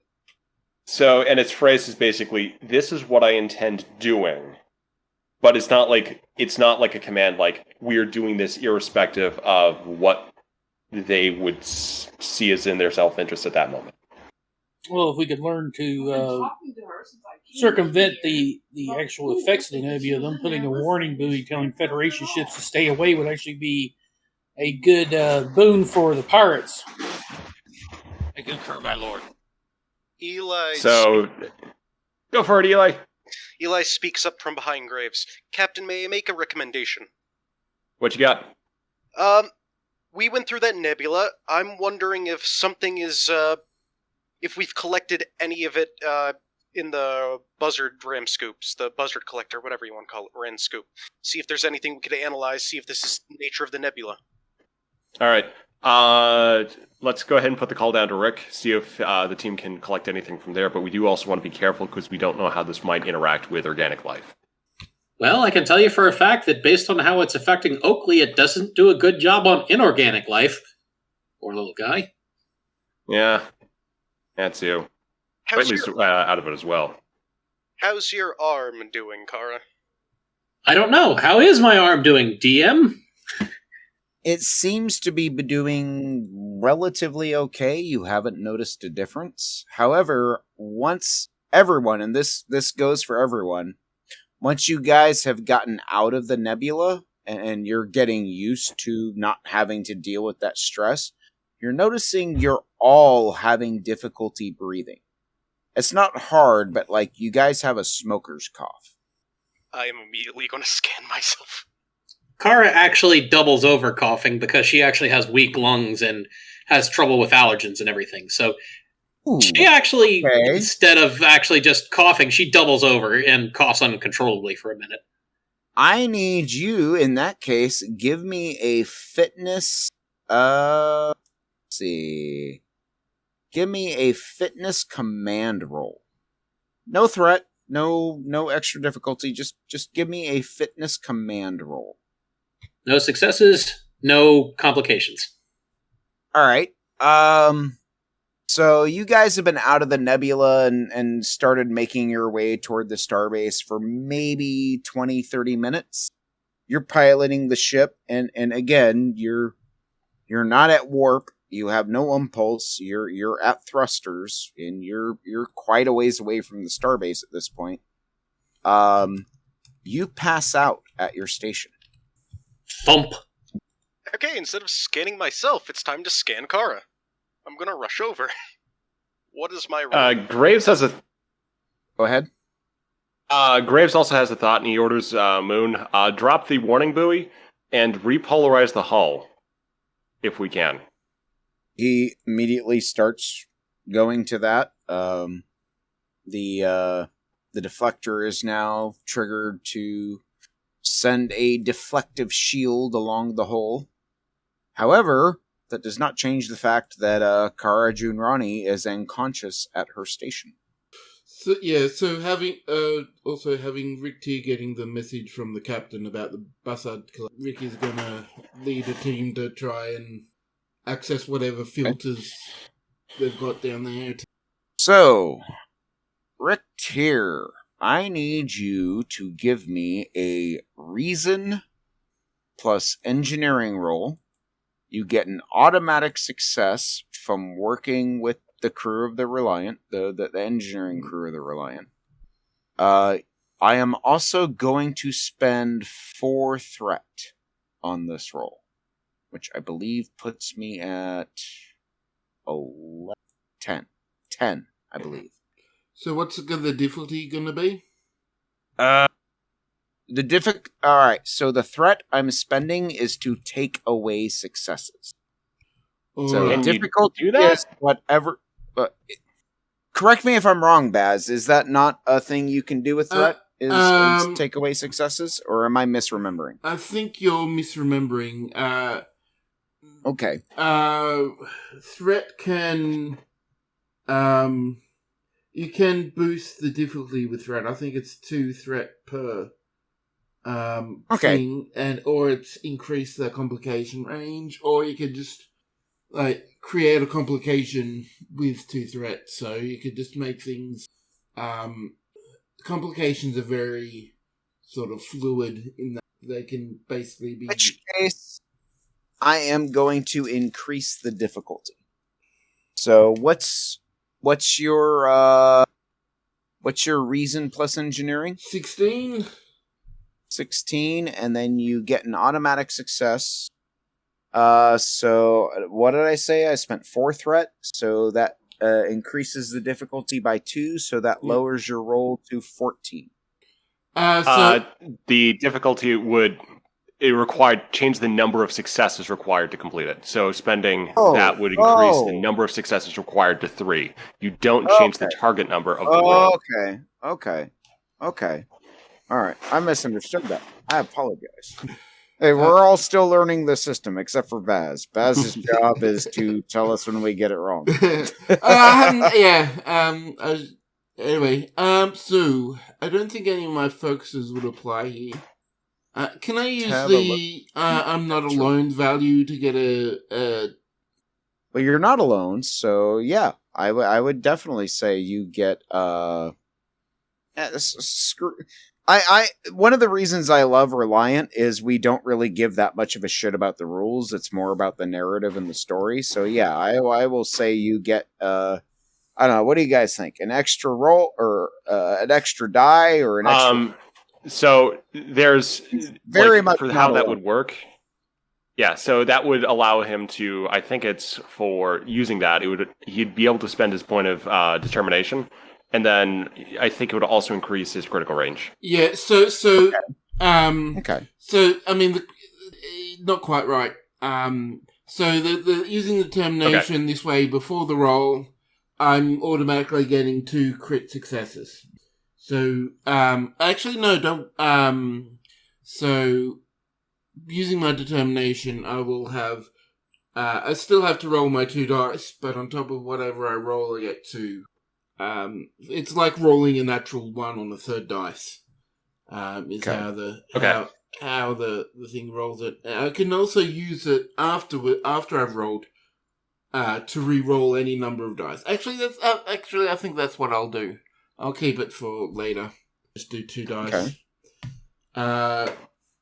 Well, and remember, you get an automatic success Yeah. because you're working with the engineering department. I just did the roll in another completely different server I was looking at. Oops. Okay. Right. Okay. Boom. So that's exactly how many successes you needed, and you declared you were. Yeah, it is right. I was 16 as a number. I just forgot to put it in. So both the 13 is. Yep. So that's exactly how many successes you needed, and you said you were spending your determination. Yeah.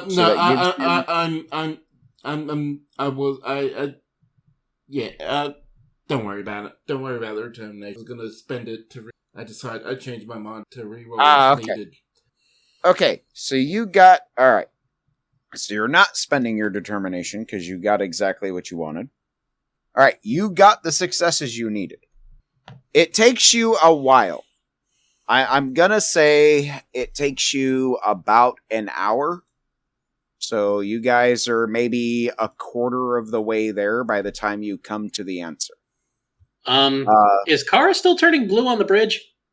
No, she's been taken care of. Eli got to her. He ran a tricorder scan. We're going to get to that after this part. Okay, just checking because you said like an hour had passed and I got worried. Like I said, I wanna hit this part and then we'll get to there. So about an hour passes before Richter figures out what's going on. There is something, even though you guys have left the nebula, there is something feeding on or depleting the antimatter reaction from the warp core. Don't know what it is. There's nothing on the sensors, nothing showing up, but that is what your math, your all the things you're doing, that is the answer you get over and over and over again, is there is something that is depleting the antimatter from the warp core, and something about that exchange is spreading across the ship. Oh my. Oh, back to Kara. So Kara blacks out at the console, and Eli comes up, medical emergency. He runs his tricorder scan.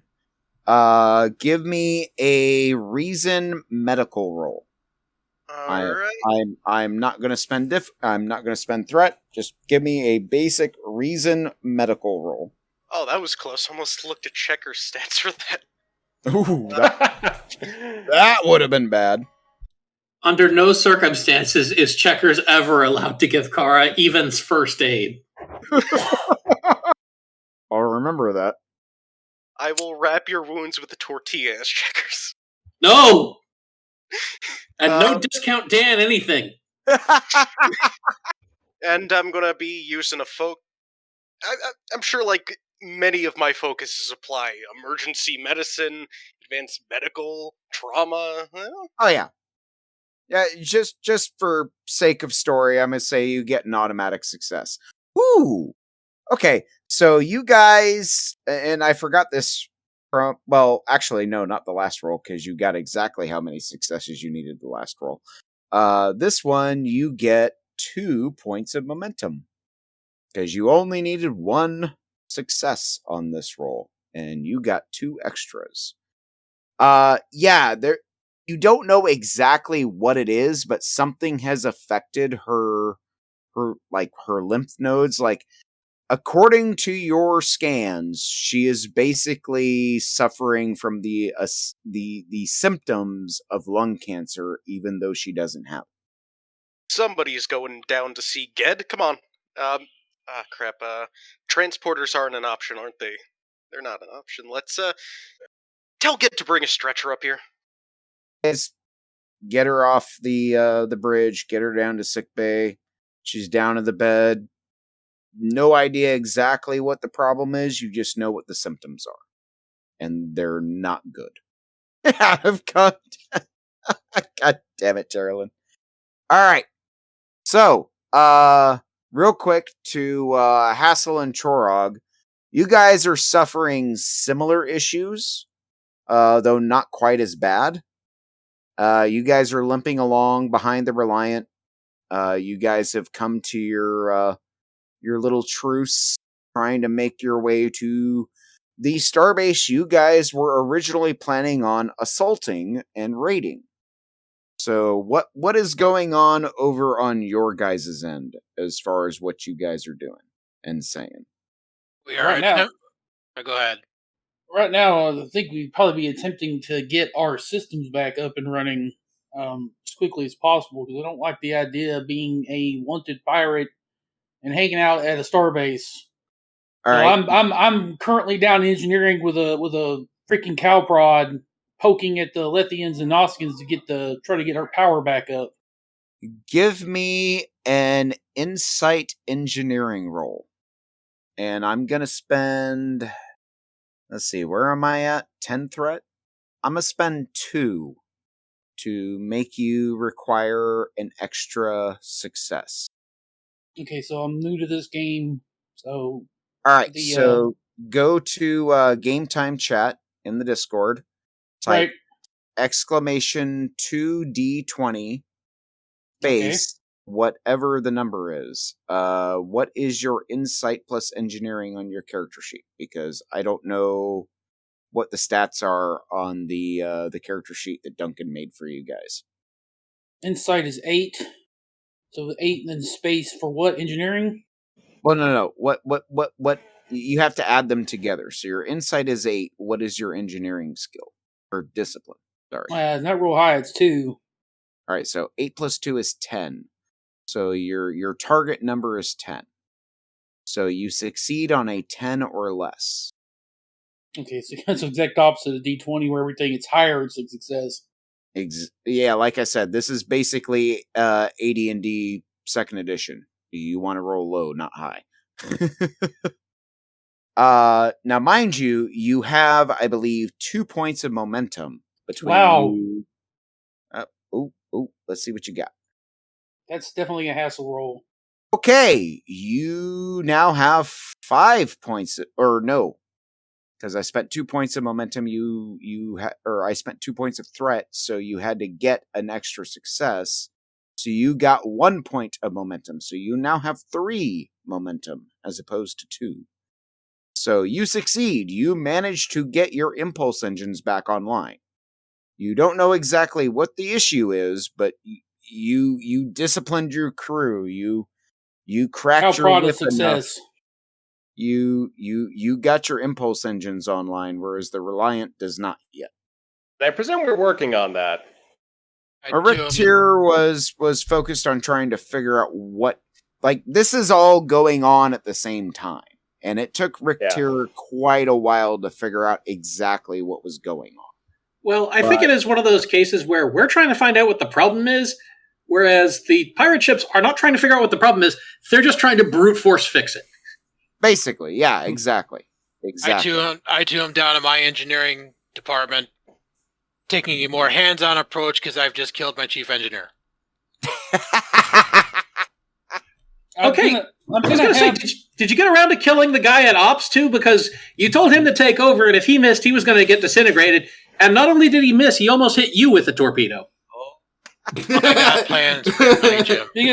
We could try to send Chorog whatever information that we got to get ours on back on. He's got a different ship, so it might be different because this is technically a civilian vessel. But anything that I might have that would help him out, I'm going to send him to his his engineer's dead now. Are you only sending the information to the Bloodwind, or are you also sending it to the Reliant? I'll throw out a olive branch and send it to the Reliant as well. All right, so I need both Chorog and Graves to give me a reason plus engineering roll. Graves? Well, Graves is the captain of the Reliant. I'm the captain, but I'm not fixing the engine myself. I've got people for that. But you're the one getting the information, which means you have to relay the information. You said reason engineering, right? Correct. Got it. I'm not spending threat, just your standard. All you need is one success. Reason plus engineering. So, engineering, reason. Oh! Alright. So, Chorog damn it. fails. Graves succeeds, but gets a complication. Alright. I'm going to spend two. No, let's let this go. Alright. So, unless Chorog wants to spend a momentum or Graves wants to spend a momentum. Let's just keep this. Yeah, let's keep this moving. Alright. So, Chorog, you get the information from Hassel, and unfortunately, thanks to your strict disciplinarianism, i.e., you keep killing people that fail, you are unable to implement the information that you are given. However, the Reliant manages to use their impulse engines online. The second their impulse engines come online, they start losing life support. Oh, that is a really harsh complication for something. Graves relaying information to Rick. Extremely hard. It's relevant to what's going on. You should have sent him the PDF. It's drama. So that is right, the situation the Reliant is in. Is you have your impulse engines back, but the second you kicked them back on, your life support started dying. All right, let's get the life support sister. Make that a priority. Get Setsa on that as well. She might be able to do some things. And then let's just get to the Starbase as quickly as we can. All right, so who is taking charge of trying to fix the life support? I'm assuming Rick at this point. Setsa will also help. Yeah, okay. With something that as critical as that, he would. All right, so I need you, Rick Tier, to give me an insight plus engineering roll. Setsa is going to make the same roll, but with one die. And then because it's the engineering department, you get an automatic success. Because Setsa has her computer expertise trait, she gets an additional D20 when doing a task involving programming a computer system. This does not involve computers, though. The life support is a computer system. Okay. The source of the problem is not a computer issue. I gotcha. Okay. I am also going to use... What did I say? I have 10 threat? No, you already spent some. You're down to 8. Am I down to 8? All right. Yep. Yeah, I'm going to spend 4 more to increase the difficulty by 2. So you need 3 successes to fix this. All right. So, does Setsa's creative problem-solving or artificial intelligence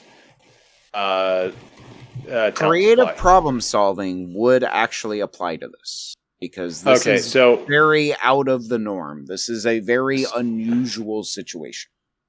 Okay, so Baz, when a focus applies, what does that do? That moves my critical range? Yes, the focus improves the critical range. The determination values have a crit success, or you can re-roll everything. And talents do whatever the talents say they do. Because talents are all over the place. Yeah, and focus moves it up to 4? Focus is whatever discipline you use. Okay. So she's... so it's moving it up to 4, because it's the same both ways. So it's... what's the roll for Setsa? It's insight plus engineering, but you only have 1 die, because the primary roller is Rick Tier. But you already have an automatic success, because of the engineering department is so efficient on the Reliant. And I also know my ship, so I get a free extra dice on source of a technical problem. Yeah. Setsa gets an 8. Setsa got a success. There's 2 successes. So that's 4 successes. Correct. Plus the automatic from the engineering team. So 4, that's with the 4. Oh, so yeah, that I was counting that one. So what was the focus? Oh, that just increased your critical range on that roll. Okay, so that's 1 extra point of momentum. You guys are now at 5. You have narrowed down the problem with the life support. You still don't know exactly what was causing it. Setsa, I'm gonna give this one to Setsa. Setsa narrows it down to there is definitely something fucking with the antimatter reaction in the warp core. She doesn't know what it is. She can't explain it. It makes no logical sense. But all of her data, all of her sensors, all of her logic, there is something screwing with the antimatter reaction in the warp core. We have some kind of hanger-on, then. Except if we just repolarize the hull... I think the thing is that it's inside the ship, so it's not going to help to polarize the hull when it's already in. Mm-hmm. However, you've not only fixed the life support, you've also repaired your impulse engines. And I'm even going to be nice, just because I don't want Chorog to be lagging behind. You managed to talk the remnants of his engineering crew into how to fix their impulse engines. So everyone is back at full impulse. However, your warp core your warp engine is still offline, all 3 of you. So it's going to take you at least a day to get to Starbase 614. During that day, it's mostly on the Reliant that this happens, although there are occasions on both the Bloodwind and the Black Bastion. But mostly on the Reliant, random crew members, especially those who work around the warp core, start collapsing just like Kara did, suffering the same symptoms. I presume the crew, so Captain, we're having some kind of issue with staff, illness spreading. Think it's got something to do with what's been happening. Would recommend a quarantine until we can sort this out. Aye. Yeah, get people out of there as much as you can. And let's go ahead and send people to medical, establish full quarantine procedures, use the cargo bays as we need to. And we need to figure out what's happening with that warp core. Yeah, I order my engineering team to use rebreathers while they're in engineering working on it. My crew have been ordered to don EV suits. And I don't know if anybody caught what Oakley said in chat. As unpowered subsystems represent a security risk on the Reliant, Oakley is reverting to the old habits of an engineer and is checking the EPS conduit system.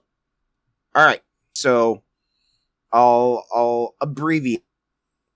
You guys get to Starbase 614.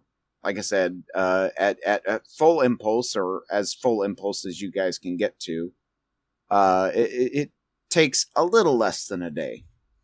I'll say each ship has lost 2 crew members that were warp core workers, as in they died. And yeah, that's a little heavy. That's really heavy. Send them through decon and then send them straight to the galley for processing. That's even heavier. Damn. Meat's back on the menu, boys. Jesus. And don't eat that engineer. You don't know where he's been. Oy vey. The Reliant specifically catches notice of this because the few sensor scans they got of the Tokyo, this is exactly what was happening over there. So we caught it in time. It didn't lose anyone. Not as badly. Not as badly. So you guys get to Starbase 614. Basically, all of your operations officers at the same time chime up. Sir, there is no power on the station and there are no life signs. Crap. All right. If Kara was awake and able to do so, she would be cursing mightily. All right.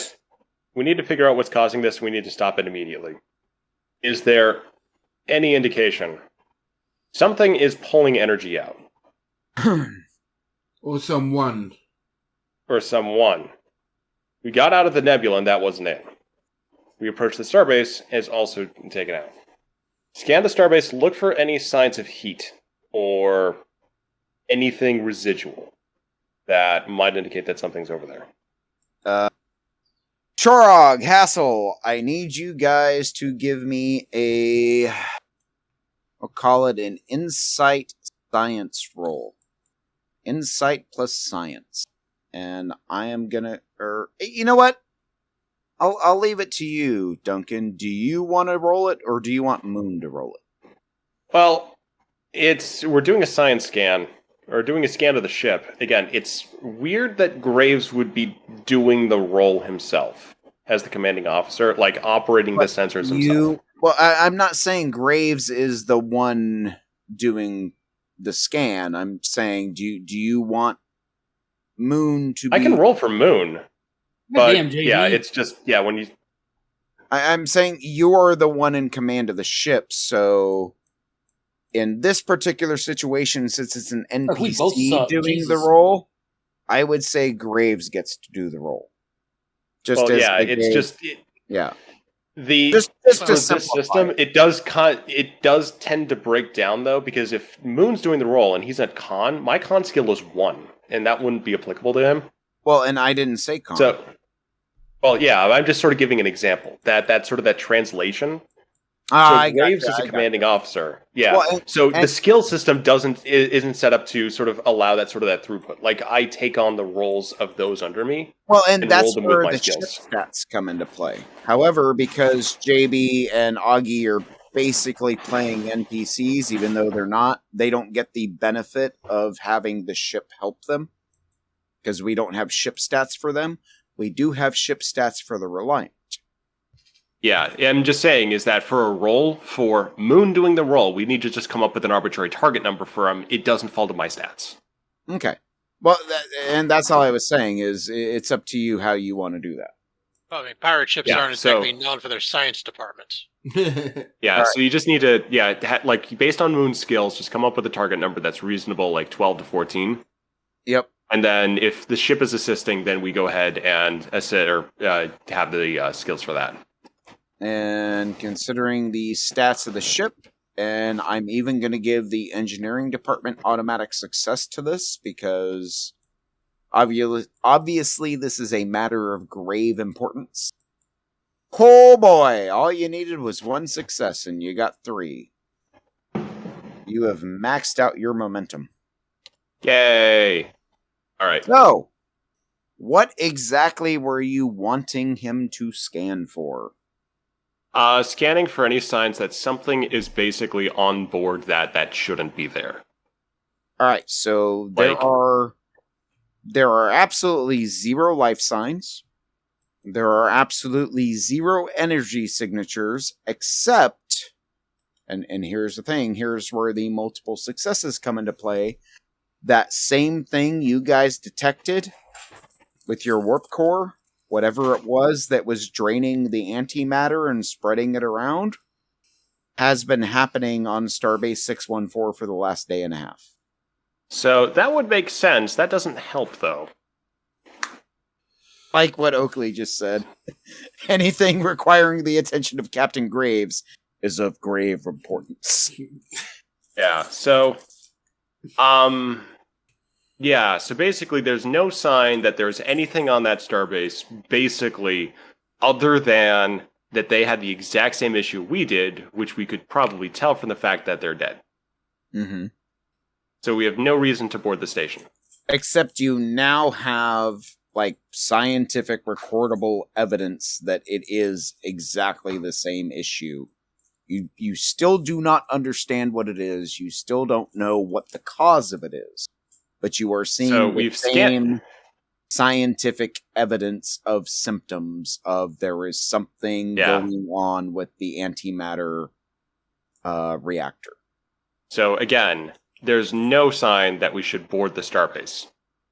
That's up to you. Because the answer, like, I'm just kind of letting you know, the answer for Graves would be no, because it's the exact same stuff happening. He's going to turn his attention on focusing on the ship. Okay. Okay. Just checking with that one. Do you share this info? Oh, go ahead. As far as something probably Rick Tears I've overlooked is there any like subspace damage or anything like that that would interfere with warp or with some weird ending that we're seeing? Considering how good that roll was, it's not even a question. No, okay. No. It is specifically like Rick Tier has literally narrowed it down. There is something causing the antimatter reaction within the dilithium warp core to spread. Like, it's depleted. Like, it's not like a full-on, radiation leak from the warp core, but something is causing that antimatter reaction to spread. And that is what is causing all the problems. And it was in the nebula, it's on your ships, and now you find out it has been going on for at least a day and a half on the... Alright, anyway... The Starbase isn't inside the nebula, though, is it? No, it's a good quarter of a light year away from the nebula. So, that sort of hits Graves like, okay, what would they have done if the nebula suddenly appeared? Go investigate, bring something back, contagion, contamination. Alright. He gets the information about the antimatter reaction, and he says, basically, can we get on with fusion power, backup power for a little bit? That's basically what you guys are running on. That's why you guys don't have warp. Well, part of the if reason we're not running... Yeah, so if we're not running the antimatter, then if we're not running the dilithium matrix and the antimatter stuff, the fusion is a separate power system. Yeah, exactly. That's why you were able to get your impulse engines back online. So we're not running the warp core, but the warp core is still draining power. Correct. Captain. So the warp core should be off. Okay. Eli? If we're only running on fusion power right now, and the warp core seems to be the issue of this, should we eject the warp core? I will say that's what I'm thinking. Okay. Yeah, that's what I'm thinking right now. Just because we can't... I mean, it's basically useless to us. We're not running power off of it, so... Let's go ahead, get preparations to reject the warp core. But this is just too weird. Because nothing from our systems intersected with the warp core itself, but maybe something got through the EPS. Alright, I'm real quick, Oakley, do you send that message to Graves, or was that just a random thought? Is it a random thought? Okay. Damn it, I forgot what I was going to say. I'm sorry, I didn't mean to interrupt you. It's just... Give me a second. It was really clever. Damn.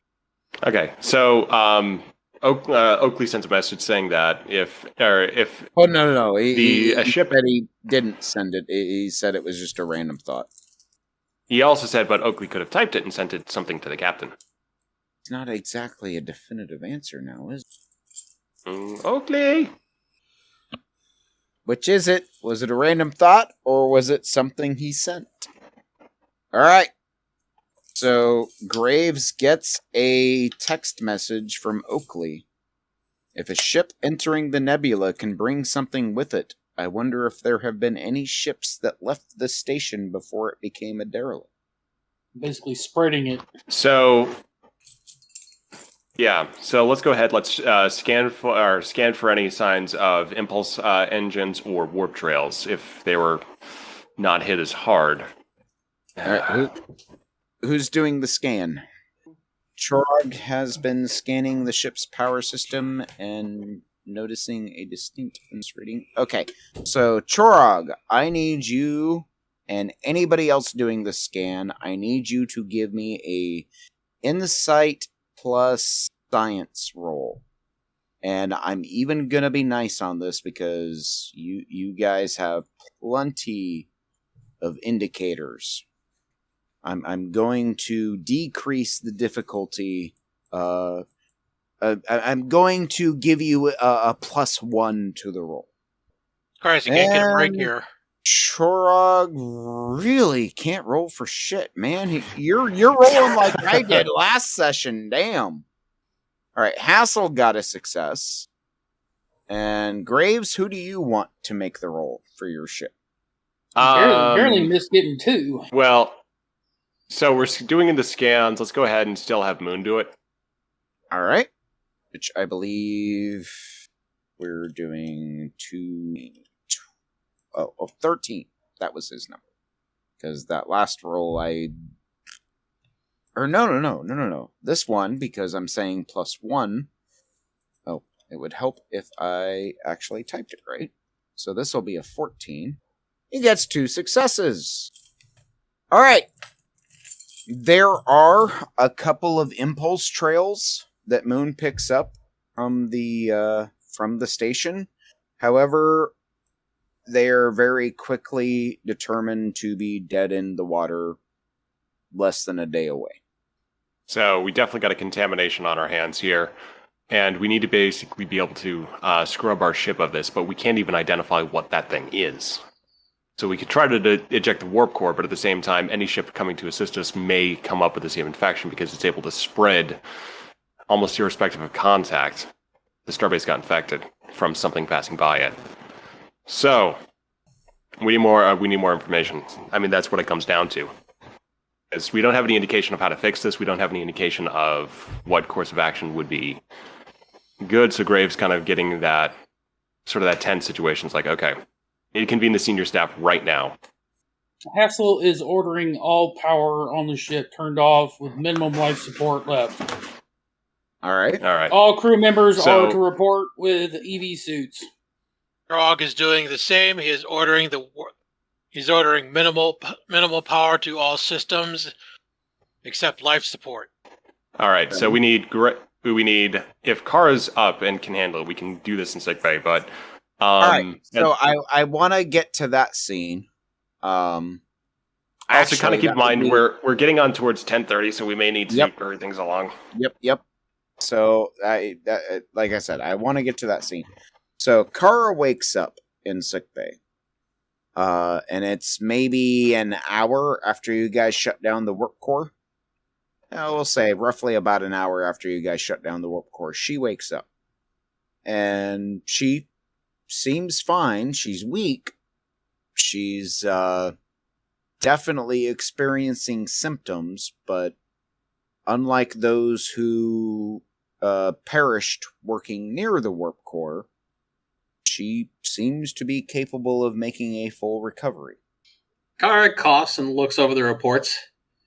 Given her background, there's one thing that immediately prompts to mind. She, types out a message. Is there such a thing as antimatter life or some sort of parasite organism that could be draining the warp cores? And she sends it off and collapses back into her bed. The computer comes back with quite a few responses. However, nothing that even remotely resembles what you guys have encountered. Well, I got nothing, she says to no one in particular. Yeah, I'm just as sort of a player, I've also got nothing here as well. So I really don't know what to do. Okay. Well, Eli, do you want to say that? I was more just asking Nord, since what is the cause of death? The best way I can word it is I'm trying to figure out how to word it. And this is an important plot point. I couldn't figure out how to word it then. Actually, I may have wrote it down. Hold on. Let me double check. Okay, no, I did not write it down. All right. Basically, radiation damage, except not the way you think of it, because...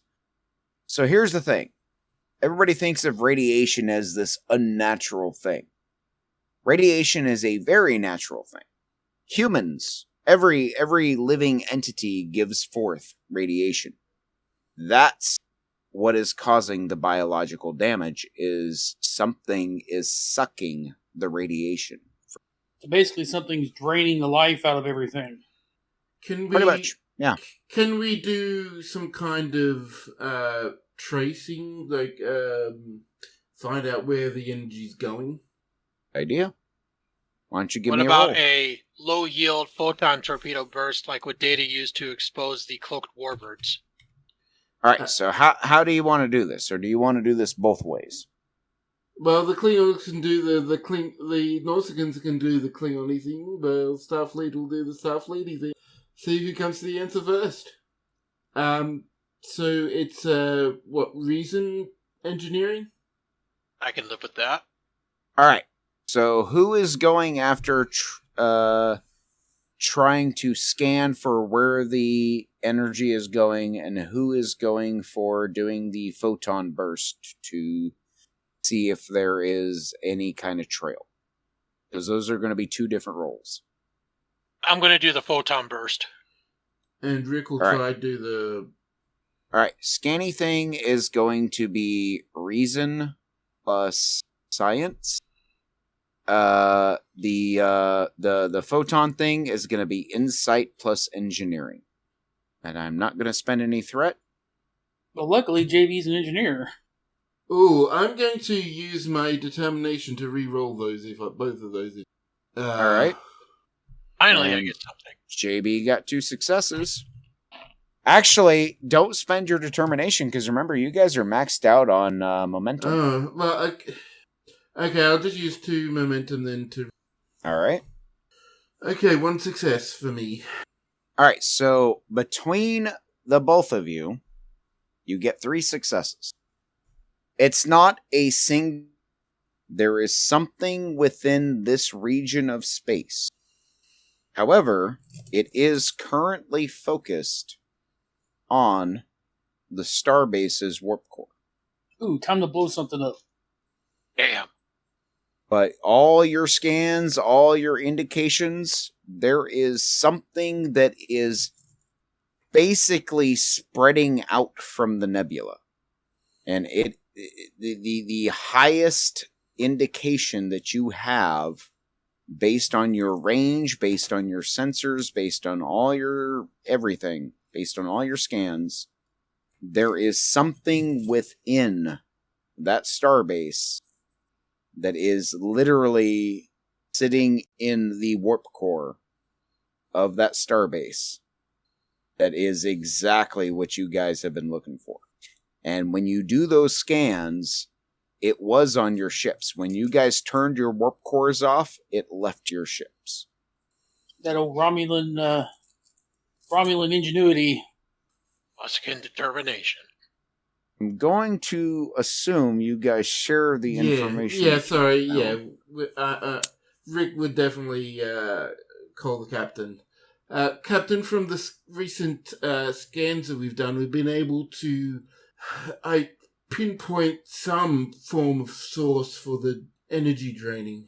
It's currently in the warp core of the station. We are picking up signs that was in ours, but is no longer. All our energy... Alright, so this thing is feeding on energy. We need to basically find a way to either stop it or kill it. And you have absolutely, and maybe I failed to describe this properly. It is absolutely feeding on that antimatter reaction from a warp core.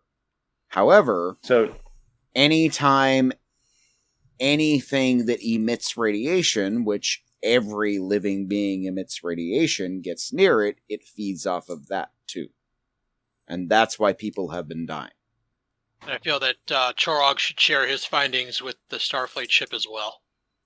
Alright, so basically we're at a standpoint of we need to basically take out whatever's in that warp core, but it feeds on energy. So how do we kill it, poison it, basically do something to stop it? A photon torpedo burst may destroy the station, but at the same time, it could just basically provide a little bit of nourishment, because this thing feeds on radiation and energy. Well, if we can disable the supply of antimatter, You know or what? antimatter to the system. I am going to give the crew of the Reliant a little bump on this simply because of the last episode. The last episode, the blob. Remember what it fed on and what it was? And that whole moral dilemma about feeding it and everything? Yeah? As you guys are seeing the results, the scan results and everything, and you're getting all the data, this feels like, I'm not saying you know for certain, but as you're correlating all the data, this feels like that, but bigger. Much, much bigger. But we didn't find any way of killing the blob. Correct. So it still doesn't help. And yeah, we do need to kind of keep moving here because we're kind of a half hour over anyway. Mm-hmm. So just kind of letting you know. So yeah, I'm still at a loss for how to proceed. Captain. Because, yep. I'm thinking if we were able to shut off the power, the warp core on the station and do what we did with the shuttle with the blob, maybe we could send it on its way. Well, the question is where to. This thing is extremely dangerous. I don't think sending it into a sun would be a good idea, so... No, I mean, this thing, especially if it's spreading, could end galactic civilization. Are there any black holes nearby? Who's to say it wouldn't feed off the black hole? Hawking radiation, that's right. We need to find a way to sour the milk and send it on its way to someplace else. I mean, that could be a very populated system. Our priority has to be killing it. We need an obvious dead area of space where it can't move and it will eventually starve to death. Or it will simply go to a different target that is much more appealing than a dead zone. It will be able to find its way into... Basically, if it's a life form, it'll be able to immediately see, oh, I'm going into a desert, I'm not going to go that way. That depends how intelligent it is. We can't provide enough power to draw it. It could be running off basic capacity of life. Just sheer animal instincts and not any kind of organized intelligence. Well, sheer animal instincts also is pretty much predicated on where is the next meal. Can we do a scan to see if any other warp cores are active? And how closest is the ship traveling? You can absolutely do that. Can we salvage the Tokyo and use it as a Pied Piper? The Tokyo? We can't get back to the Tokyo. Yeah, you guys are quite away from the Tokyo. It's... Or some kind of derelict vessel that we can power up. It's a day away. Well, yeah. Yeah, we're not doing that. Okay. So 3 and 7 were my rolls for that. Yeah. So basically... And from the player side, we just need a roll to figure out what the solution is. Because, I mean, they're really, like... Okay. I mean, the answer to me, if we can disable the station's warp core, and there are no other ships' warp cores active anywhere in the area, if we disable the station's warp core, then it won't have anything to feed off, and if would have to do that with an away team, but we could... All right. Let's go ahead and do that. We don't have any other options right now, but at the same time, this doesn't sit well with me because if it moves, it can move somewhere much worse. Imagine this getting into the Sol system. Hold on a second. Maybe we can contain it. Some kind of material thick enough like lead to keep it contained. It traveled across space to our warp core. Well, I don't know. Maybe some kind of lead would work. Simple stuff like that's a solution sometimes. This is probably something that's multidimensional if it's able to cross space like that. Imagine this thing basically is sort of fixed on the Starbase, but reaching its tendrils out to the warp cores. All right, I'm gonna give you a bone here because I'm surprised nobody's picked up on this. Setsa has picked up on something. With all the scans, with all the analysis, it seems to be resistant, or not resistant, not the word I'm looking for. It seems to be, oh, god damn it, what's the word I'm thinking of? Vulnerable? Thank you. Not the word I was looking for, but close enough. We'll go with that, because I can't remember the word I'm looking for. It seems to be vulnerable to any kind of electro shutoff. Every time you guys have shut off a system, it has retreated. It has gone away.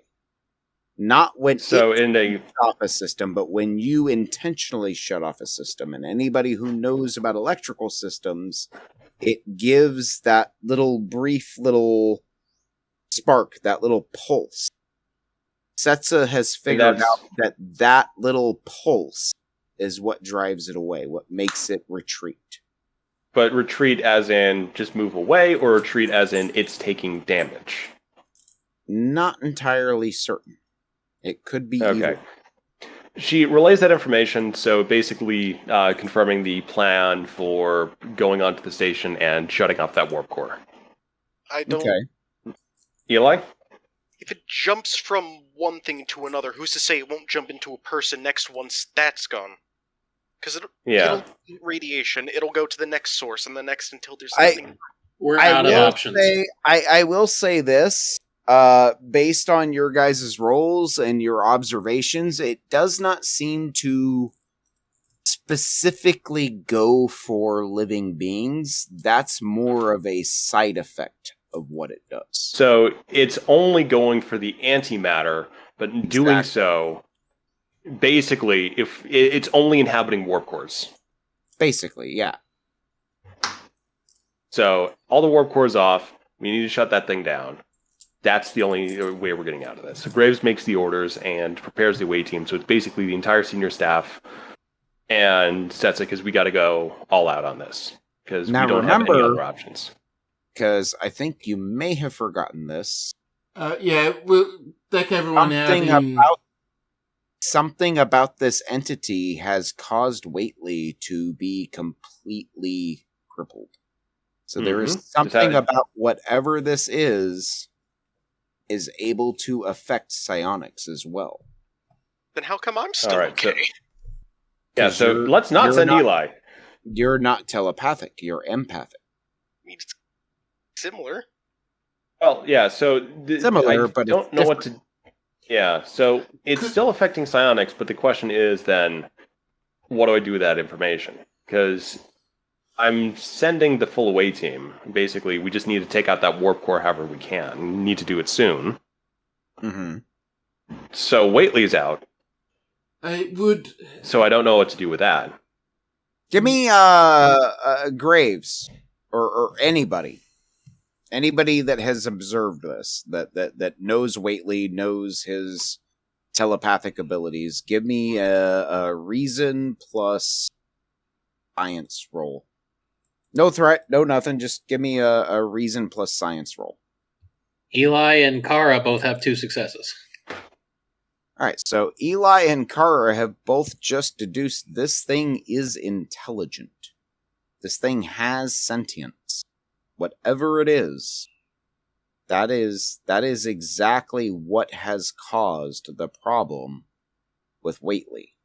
Is it has a mind that is beyond his capability. This thing is intelligent. What are we going to do now? Flash lights and Morse code? If we turn it off, it might... I'm not sure if it killed it. Would that be murder? Then again, it's killed a ship and an entire station. This would be defending ourselves from a predator, not murder.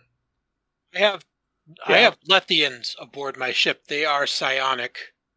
And if you have Lethians aboard your ship, they've been doing the same thing Whately has. They have been suffering from such extreme migraines they are unable to operate. Have they been disintegrated for it? I hope not. No. Like they are literally crippled. We need to get on that station and get some kind of psionic trap. Anything with the ability to read minds is crippled in the presence of this thing. Ever since you guys approached the nebula, anything with psionic, even Vulcans, who have very, very limited telepathy, are suffering intensely. Well, there's a Lethian officer's excuse for not being able to hit your ship.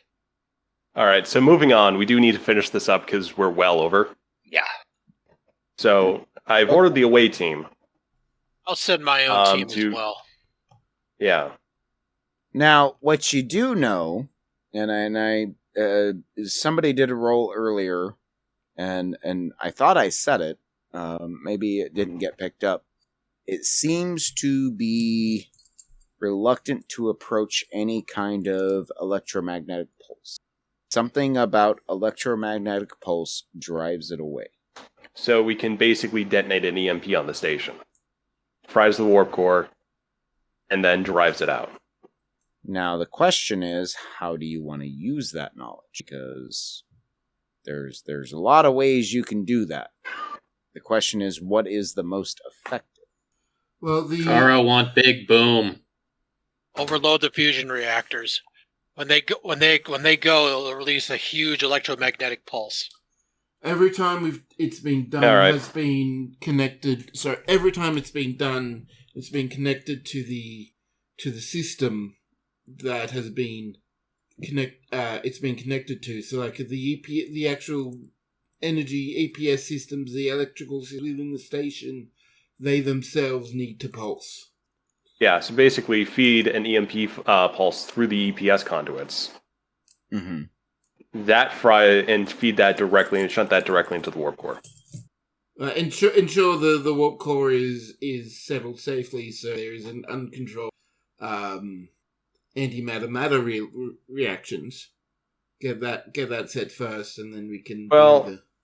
Yeah, it's the question's going to be though if like we turn off the warp core, it might leave or go to a secondary power source. So, yeah. So yeah, let's just Rick. I'll leave this to you. Just we need to get that thing taken out. Coordinate this however you see fit. Orders understood. Now the question is, would he? I don't think he'd be. Now, Rick, I will tell you this: considering the amount of successes you've had so far, the amount of experience you've had with this, you are under the impression that something about an EMP pulse hurts this entity. So you basically are forced with two choices. You can either trap it using an electromagnetic gate, or you can try to destroy it with a direct EMP. The way your engineer mind, the way you understand how electronics works, and the way this thing seems to react to EMP, that seems to be your only two options, is either try to encircle it and trap it, or just bombard it and try to kill it. Because it does seem to be extremely vulnerable to that sort of energy. I think I'm going to have to EMP it and just take it out, because if we don't, then, I mean, we've already got all the crew that have died from it. All the crew it's affecting. As far as Rick's concerned, there is no other option. I mean, he would love to study it, but that would just mean that more people are affected. All right. So how do you do that? All right. So in the interest of, well, the one thing is, in the interest of getting this done, you might need to storytell how we do this. Because otherwise Kara's already out. We do need to finish this up soon. Okay. Well. All right. So do you want me to storytell it out? Do you want me to roll? What do you want me to do? All right. So you know that. You have made your decision. You basically have the option of bombarding the station with an EMP blast from the deflector dish of the ship. That is, at this point, basically your best option, considering what you have chosen is the best option to deal with. Yeah, I think that yeah. A roll is not even required at that point. It's just you tell the captain this is the way to deal with it. Let's see if it works. All right. So I'll tell the captain This is the best way I can figure out how to deal with a monster, deal with a creature, whatever it is. Sorry it's had to come down to this, but I don't see any other option. We have to kill it. We get around to setting up the deflector dish to beam the EMP, to disrupt the warp core and destroy the being in the station. I can't hear anyone. Hello? So no one was talking. So I think you and Nord need to sort of do back and forth to coordinate the scenes here, because I just don't know what to do with Graves. So, well, what I was so Rick Tier has basically figured out an idea for how to quote unquote kill it, and the reason I said Graves was because he needs the captain's permission or approval to do. Yeah, Graves has already said we need to kill this thing, and it's given Rick authorization to do that. All right. At this point, based on everything you guys know and figured out, a roll is not even required. You configure the deflector dish to emit a massive EMP blast directed where you know this thing is at.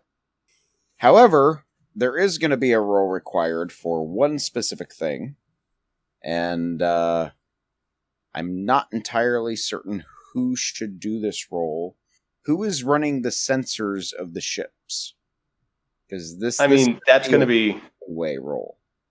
Like, the sensor systems would still fall under whoever's at the operations and the cons, so that would still be Moon. Okay. So I'm going to give Moon a roll. I guess Chorog and Hassel would get a roll as well. This is going to be we're going to call this a reason and science roll, which for Moon is... I hit the wrong button. Which for Moon is going to be, if I can hit the right button, 2d20, 13. All right, he got a success. Chorog just said he was taking a bio break. Let's keep moving on. All right. So, you guys do the deflector dish EMP blast. It dissipates from all sensors. However, Moon pipes up and says, "Oh, all right. So I'll get to that in a minute." Oh, damn! All right. So the next time you come into game, you start with a point of momentum. Good God, damn! That's a hell of a roll. Just like in game. So you guys do the EMP blast from the deflector dish, and it's very obvious that whatever this entity is gone. Like I won't say that you know for certain it's destroyed, but it's definitely gone. However, Moon, at the very last second, picks up a sensor blip. And he looks up and he looks at you, Graves, with a very startled look on his face. A frightened look. This wasn't an entity. This was the nebula reaching out. It has been here this entire time. All right. So, nebula suddenly appears. Entity within it attacks a starbase. What else do we do besides lay down a beacon? So, all right. We need to lay down a warning beacon, get Starfleet on the hail as soon as we can. Just try and limp our way out of this. While they're doing that, because if the did you say like the actual entity was there that we can actually see it? No, you couldn't see it. At no point was it visible. But you saw the symptoms of it, and when you started narrowing in on what it was doing, the symptoms of it, you started seeing the energy signatures of it. And that was what caused Moon's reaction. Now, you got a lot more successes on the roll. Your ship knows exactly what it is. Now, Moon had that freaked out reaction when he caught that. It didn't die. It didn't, go away. It retreated back to the nebula. That was what he saw. Is there any way to target it? Well, let Nord continue. We gotta seriously finish up this game. We're well past an hour, or getting towards an hour over. What you got is that the nebula was the entity. What you guys encountered was essentially a tentacle from it. Like, you guys got caught in the nebula, and when you left, there was a tendril that latched onto you guys because you guys all have warp cores. You guys all have antimatter reactors. And a part of the nebula, I'm doing heavy air quotes, nebula. This is obviously not a nebula. This is something completely different. Latched on and tagged along, and that's what was causing everything. Your sensors, your scans, your analysis has figured out that that's exactly what this was. Is that this nebula, whatever it is not a nebula. This is a... I'm not even going to attach a word to it. This is something completely outside of the realm of anybody's understanding. And everything that has been going on is a tendril of it once you passed through it. That's why your guys' systems were dying. That's why everything that has happened ever since you left has happened, is it has been latched on to you. Your engine, your energy source. When you did that EMP blast, all you did was cause it to retreat. Now, the Reliant, they think that's what happened, but they're not sure. Hey, Grubby, check your DMs. With the successes you got, you know for absolute certain. Bunch of special. All right. Give me a daring plus. So, Nord, we do have to finish this up. I know. We're all struggling to stay awake here. So I'm sorry. Yeah, definitely need to keep the timetables in future. Right. You know what? We will handle that off screen. But basically, as far as anybody is concerned, it is gone. It is retreated back to the nebula, or you defeated it, whatever. Yeah, I did not expect this to take as long as it did, and I apologize. Long story short, you guys teamed together even though you were enemies, and I am gonna put this thought in your head, Augie, is that based on everything we had discussed behind the scenes, you think it'd be a really good idea to do some sort of officer exchange or some sort of ambassadorship with the Reliant, because they have proven themselves valuable. Because without them, you guys would have died. Indeed. I'll give them both my best and worst Noskin. Thank you, boss. So basically, what happens is you guys do the EMP blast, and all sensors indicate that it is gone from the station and has retreated from beyond your sensor range. You know there needs to be more investigation done here. And Admiral Hassel approaches you and says, what do you say, Hassel? What, as far as the career exchange? Correct. Seeing as how we have actually worked fairly well together, which still confuses me very much, I'm going to offer an exchange of officers in order to learn from one another. Your officer will, of course, learn everything that we're doing. Of course, I will not force them to do anything against Federation law.